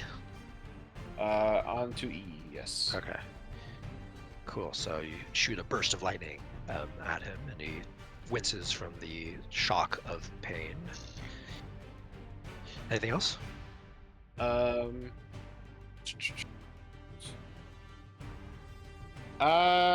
doesn't know if he'll take the fighting out into the street, so he'll just. Yeah, he might as well move closer anyways. So 5 and 20, 25, 30, 35. He'll just move right there. Alrighty. And that's it. Rowan, there's 2 people attempting to flee, but you're not going to let that happen, are you? Nope. I'm going to move closer. So yeah, you can freely step over any dead bodies. I'm gonna move right here and give him the good old great axe swing. All right. Ooh. Oh, so close to a crit. Yeah, go ahead and roll the damage. 5 Oh. plus 2. Dang, you keep rolling minimum damage for a lot of these rolls. I know. So 7 damage to him. So you sink your great axe into him into his back as he's attempting to flee. But he's still up. He's still like hobbling forward, trying to escape. And then I don't think the other guy is close enough. Yeah, unfortunately not. So I don't think I can really do much else. So that's my turn. All right. Next up would be Giles. Alright, I'm gonna turn to Kira and do a little like go, Miss Kira, and we look. I point at the 2 that are still alive, and like, which one do you want? I'll take the other. She kind of, there's like a moment where she's like debating. I'll go for the one standing on the table. All right, I'm gonna move up. 5, 10. It'll be good target practice. I'll like move to here, and I'm going to once again pull out my fiddle, and you see this like blackish red energy, and I'm just gonna say, I'm gonna look at the one that's like in front of Rowan and Alina, and just go. I'm not gonna say anything. Basically, like a really like sharp metally comes out as I'm casting Dissonant Whispers at G. Oh, geez. Yeah, he needs to make a Wisdom save. Wisdom save. He's got a +0. Should go swimmingly. Oh, we rolled a nat 20. Fuck. Ooh, Whoa. like passes. Dang. His self-preservation kicks in, and he Uh, covers his ears to block out the creepy and whispers. psychic damage half to 5. Okay. This is on G. Yeah. Yeah, G. Where's G? Did I remove G on accident? Oh no, there he is. Okay, sorry. Oh, you do enough to kill him. It still just sinks in, and he like convulses and dies. So yeah, he tries desperately to block out the sound of your. I turn the amp up. I hit it to 11. His ears, his brain explodes, and his ears start to bleed, and then he falls over dead on the ground. I'm gonna I just look to the fiddle. And huh. Well, you learn something new every day. Okay, and then next up is Kira, so she's gonna step forward gracefully with her light crossbow and take a second to do like a steady aim shot at the bandit. Oh. She doesn't actually have steady aim, just Actually, I would use my last bardic inspiration on her. okay. Yeah. Kira. How do you inspire her? After like moving up before even like doing Dissonant Whispers, I'd be like, well, I don't want you to miss. Let's finish this off for now.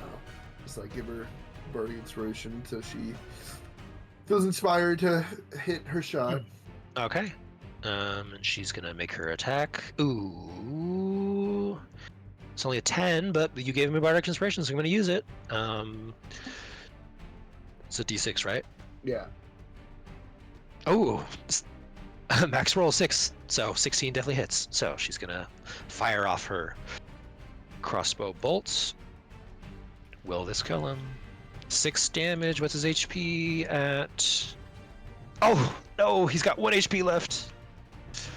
So yeah, her crossbow bolt sinks into him, into his shoulder, and he's barely able to keep himself upright. Yeah. Can I just say, like, out of combat turn, Skuna, I'll give you 10 gold if you finish him off. Oh, He yeah, for sure. sneezes and he dies. Yeah, make a persuasion check. Alright. Can I persuasion check? Yeah. Oh boy. I'm a bard. I should be good at these, right? Uh huh. Man, Oh, because you I know am she wants to 24. anyways. Oh, she kind of shrugs like, okay, and then yeah. So I'll say, yeah, because now it's the bandit's turn. As he tries to like jump off the table to flee, she steps in front of the way to block the door and kind of says, sorry, and then takes out her fucking giant ass club and then just like brings it down upon him and fucking I'm gonna roll a d20 just to see what she gets. Oh yeah. Yeah, she got an 11 on the d20 plus whatever her modifier would be as an ogre, which I'm sure is probably good. So yeah, she drops her fucking club on top of the bandit and just fucking turns him into an accordion. And he dies. Yes. Alright. Jesus And Christ. with that, the combat ends. I'll make sure to walk over to Skuna and be like, well, thank you for your help. I'll just hand her 10 gold. She she lifts up her now bloodied club and then like puts it on her back. She has a great axe and a club, by the way. And she just like extends one of her huge, meaty palms for you to place the gold into. I'll put it in. There you go. Gold. Pleasure. And then she just kind of like steps back and then leans back against the wall once more. And then Alan comes back from. He was just standing like casually behind the bar this entire time with his arms folded, and he's gonna like walk over to you guys with all these dead bodies everywhere, and just like he'll start clapping, and then everyone in the room kind of like nervously starts clapping as well. They're not sure how to handle this. Sorry for the mess, Guys- everyone. As I This like is- do like the nervous like hand behind head, like shaking your hand. Sorry about the mess. says, "Don't worry about it." And Kira like steps up to him and then says, "Yes, well, I'll have my people come clean this up in the morning if that's all right." And then he says, "All right, well, it's going to cost them." He's like, and then she says, "Yeah, I'll pay it out of my own personal fund." And then she turns to all of you and then says, "You know what? I'm feeling generous because you guys did such an excellent job. I'll pay for all of your guys' stay here in the tavern." Oh, Nice. So anything you guys spent on your lodging, you can add that back. So if you spent 5 gold or 15 gold, go ahead and add that back into your inventory. And she's just gonna pay for you guys staying as long as you want to stay here in the city. I think Rowan and paid for for me. however long we want. Thank you. Well, up to a certain point. Okay. Don't test me, all right? I'm being generous today, pay but for- let's see how I feel in 7 days from now. If you pay for a few more nights, I'm sure that Damien will take care of it. No, I won't. What? No, Who? Damien and I'm not Kara taking care of anything. can convince Kara to take care of it. All right, so Alan is just gonna like he's gonna I'm not command pushing my luck.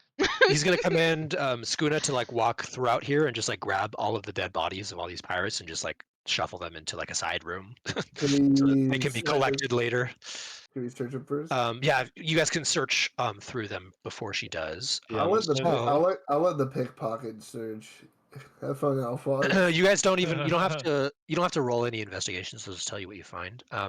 So tucked in Deadeye's vest, Captain Deadeye's vest, you find a pouch containing 32 gold and 15 silver. Oh, nice. So you guys for can. fun flavor with that, when Skuna's picking up bodies, I just ask her to grab the captain by the leg and just shake him upside down to get all the stuff to fall out. she just shrugs, okay, and then she does it, and all of his coins just like fall clinking to the floorboards. So yes, you find 32 gold and 15 silver on Deadeye. He also wears 2 gold necklaces, which each are worth 25 gold. Ooh.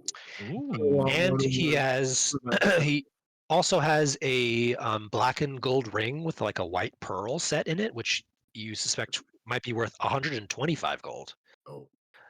And then each of the pirates contains a pouch with 3 silver in it.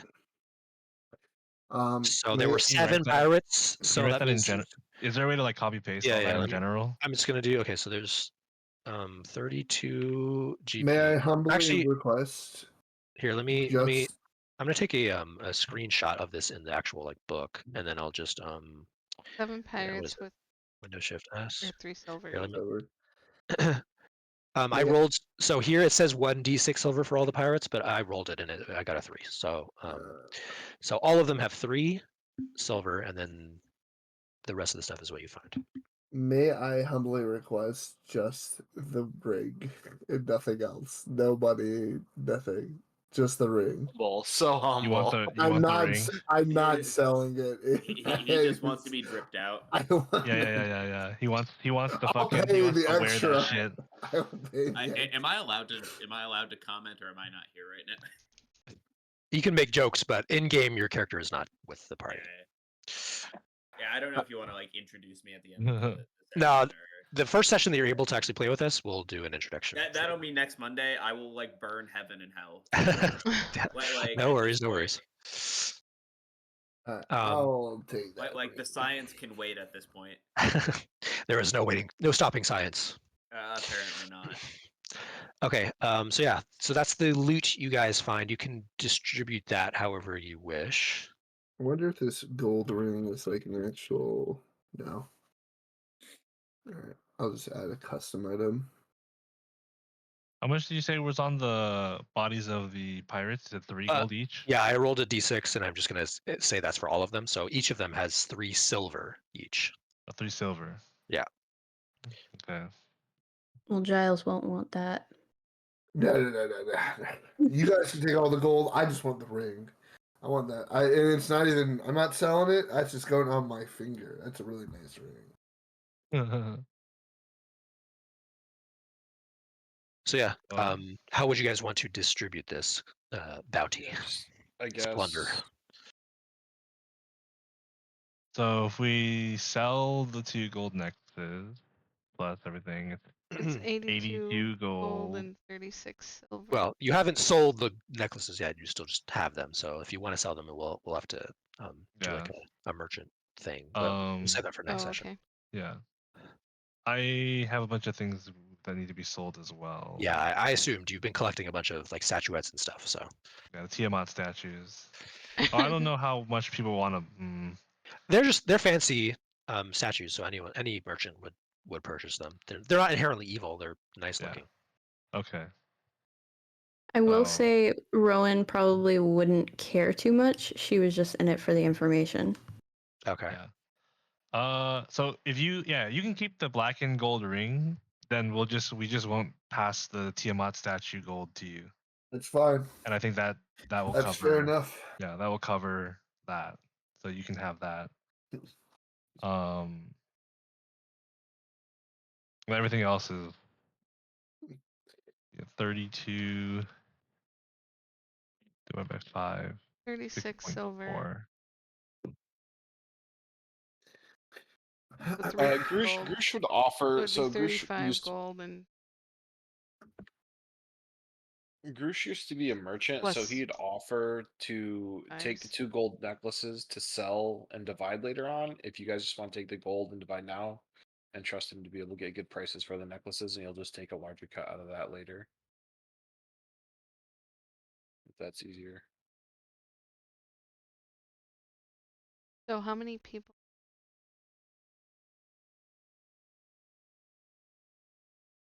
Hold on. I'm trying to do the math. There's How many 4 of us, bandits were not there? How many including bandits Giles. were there? There were 7 bandits plus Deadeye. So 21 silver off the bandits plus Deadeyes. Plus Deadeye's 15 silver, so that's 36 silver and 32 gold, plus the 2 necklaces. Yes. And 36 silver. Equivalent. 3 6 silver. If you want to make it easy, you can exchange stuff into gold, yeah. like just to So make right it. I don't know now, how. so right now I've just taken out. So there's 6 silver left, right? But we all get 70 silvers, which will translate to 7 gold. Yeah, so I'll say Alan has like a stock of gold that he can like exchange for you guys. So any silver pieces you can up them to a gold. So 10 silver would be 1 gold piece. Yeah. It's a conversion of 10 to 1 for gold, silver, and copper. So I think we can split 5 ways. 7 gold right away. And then there will be 6 silver pieces left. That could just go to whoever. I don't give a shit. Everyone just add 7 gold. Okay. Cool. Yeah, and then Raiden, you can just keep the necklaces, I assume, and then when we do like a merchant selling situation, you can like combine everything you sell. You can combine to divvy out to the party as you see fit. Okay, so after the fight is over and Skuna goes and starts collecting bodies to drag them over into like a side room, Kira thanks all of you for your help and then says, "All right, as we agreed, I'll tell you what I know. gonna say at this point, the room has like emptied, so that Like you guys back can like, upstairs. yeah, I guess that's true. You guys could all, she could take you guys upstairs. Yeah, I back up prefer to, I prefer to go upstairs and talk. Yeah. So you guys all march back up to the second floor. I'm gonna actually, I didn't do this before, but I'll just, since you guys are gonna be long resting soon, I assume I'm just gonna reveal what the bedrooms look like Yeah. on the second floor. So yeah, these two little rooms up here are the rooms that you guys will share as 4 people, I assume, and then plus Nat, and then Giles will get this whole big ass room to himself, the big master suite that has its own like side room, with, like a table for 4, even though he's only one guy. So yeah, Kira takes you guys all upstairs, and Rhea is up here as well, and Rhea says, "Oh, I was watching from the staircase. That seemed to go well." And then Kira is going to say, "All right," she's going to like say in a hushed tone to everybody. I'm going to say you guys are all like huddled together at the table. All right, as we agreed, I'll tell you what I know. The public bathhouse mentioned in that letter you found is located several blocks northwest of here. It does have a walled garden, and there are frolicking nymphs carved into its front gates, just like the letter says. However, what it doesn't say is that there's also a secret door hidden inside the bathhouse, which leads to a dungeon beneath. Now, before you ask, no, I don't know where the door is. I've just been told it's in there somewhere.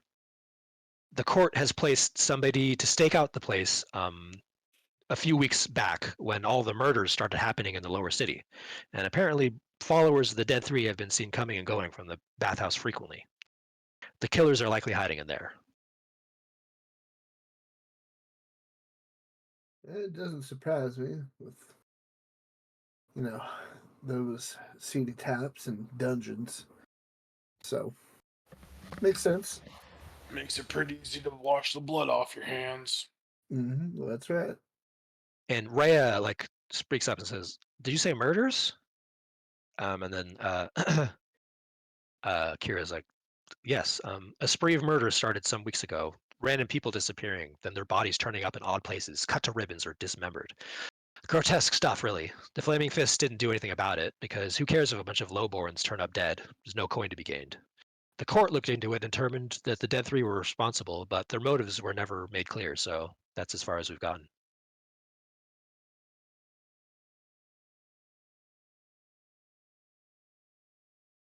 Okay, and then Kira like dusts her hands off, like, "Looks like our business here is concluded. I have some errands I have to run. While the night is still young, you guys, it's probably like 9 p.m. now or something. So she excuses herself. She has one last like look at Alphonse, and then she like taps on her shoulder in thieves' cant, and then says, "Watch yourself." And then you see like her eyes like look over at the glowing rose on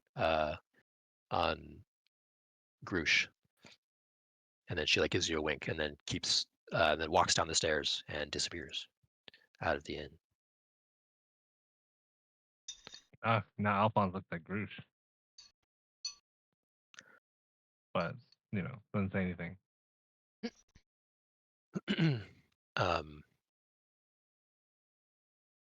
Yeah, and then Rhea like looks to everybody and says, "All right, well, will y'all help me rid out these cultists? I can't stand by and let the people of Baldur's Gate befall the same fate as our kin." You notice she's like holding the rainbow-colored scarf that she grabbed from Grace, who was attacked by the Devil's Back during the fall of Elturel. She's holding the scarf gingerly and like staring at it with like a guilty expression. She continues, "If there's a chance we can stop another catastrophe, we have to take it." I agree. I'm here to get revenge. Both to stop another catastrophe and figure out what happened to the last one. Who knows what we may be able to salvage.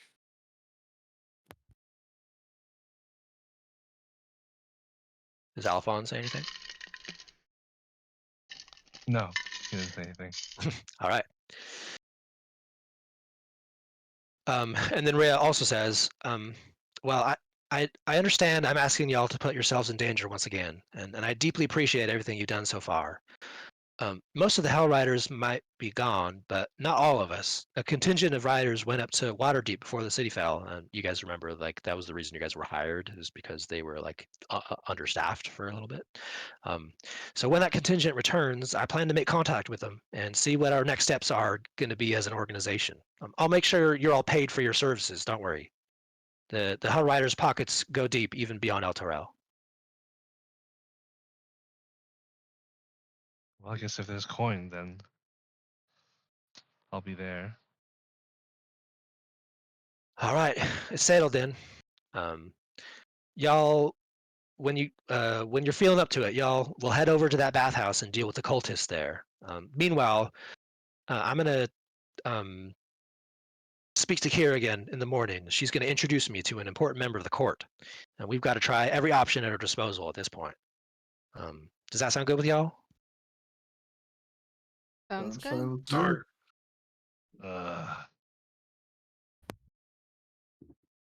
Okay. That's Hey, Ray, I have a question for you. yes.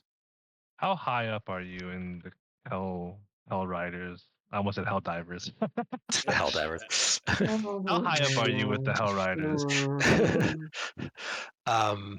She seems like maybe a little bit bashful. Well, I'm just a officer, but I was set to be promoted to lieutenant after our mission was successful on the day the city disappeared. What are the rankings, if I may so ask? Like, how high up is a lieutenant? Like the third tier. There's like a basic recruit, and then there's officer, and then lieutenant. I've only been with the organization for a few years, but right. I had a good relationship, I'd like to think, with the High Rider. So I think if I kept going at my current pace, I could have been a full rider in no time. And being a full rider, do you get certain benefits of any sort? Can you like command more people? Yes, I would get my own room in the Hell Riders Hall. Well, at least when we had a Hell Riders Hall. But I'm not exactly sure what the standing of the organization is at this point. But once my fellow riders rejoin me, I'll see what I can do. Okay, you have my word, and you know I'm good for my word. Right. Well, whether I might not need coin, but I could require the Hell Riders' assistance, and if you continue to climb the ranks, then I might come and ask for a favor. Just as you know, I do this for you, and you help me later. Of course, I'm already in all your debt. So anything I can do to help, I'll do my very best. All right, sounds good. Okay, and so we're gonna end the session here. Do you guys? So for next session, do you guys? Are you guys just gonna long rest after this? I assume. Yeah. Yeah. We've Yeah. got a nice, Kinda went comfortable all bed. out. I am sleeping through the night. Okay, then we're gonna end with you guys heading to bed. To sleep off this harrowing day. You finally arrived in Baldur's Gate, and your first day here, you're already fighting a bunch of pirates. It's true. So yeah, you guys are going to retreat to your 2 separate rooms, and then Giles is going to go to his 1 room and sleep by himself, I assume, in his giant king-size bed. Yeah, so cool. That's where we're going to end the session here. Oh, also, additionally, next session, just so I can like plan. Are you guys planning to? What are you guys planning to do? Are you going to go to the bathhouse to try to confront these cultists, Yeah, or you know, Probably first sell our shit, maybe buy Yeah, some gear I assume. and potions of some sort or something, and then I think Okay. we can go to the shopping trip. Oh my that god. sounds like reasonable, right? What do you guys think? I think that. Yeah. Sounds good. Yeah. Man. Yeah, I'd Okay. like to do some shopping and then that. Yeah, Also, so- just for the record, overnight, Grush will also tuck the rose back into his bag now, so it's not so obvious when it's lighting up and other people singing stuff. Sure. Okay. Does anyone have anything they want to do before you fall asleep for the night? The exact thing I told everyone to do: move the beds into random other spots, and My bed is fucking- bolted to the floor. What am I gonna Yeah, do? you see Yeah. you see these rooms are super bare bones. The beds are just it's just a bed and like a chest that you can put your belongings into. There's no like tables or bathroom or anything. I do my best for, but ultimately I leave Nat guarding the. Yeah, she's a good Rowan guard doesn't dog. care. I borrow a chair from downstairs. All right, yeah, Alan will allow it. I moved the Okay. chest of drawers by the door. Alrighty, so you guys go into your respective rooms and drift off for the night. So you guys can all give yourselves a long rest right now. Might as well. And then yeah. Cool. In universe, Exile is standing over Damien's bed. Okay. That's Cool. awkward because me and Damien are sharing a bed. Well, I'm staring. I Yeah, are we? I thought it was 2 beds. The picture only shows one. No, there's 2 beds. It's Oh, is it 1 bed? Well, there's one Okay. bed in each room, but you guys could like try to Yeah. cuddle up with each other in the beds if you want. Oh my. Nice. I place a Rowan pillow and between I us. will just have a little cuddle puddle Goodbye, over here. goodbye. Don't you worry. Yeah. Okay. Yeah. All right. Well, good Wow. session, everybody. Thank you Even so though much for she's cuddling playing. her axe, but that's okay. Sorry the session went like way over time, but I just thought this was a good stopping place That's fine. story-wise. Hey. It's not like is it a huge problem for you East Coasters if we go like this late into? I know we originally decided to do like 3-hour sessions, so this is like pushing it all the way to like 4 hours. I want to make sure that you guys aren't like getting screwed over by this. It's okay for me. I normally wouldn't be night at the so it's just a happenstance that somebody's on vacation. I would help. But normally Okay.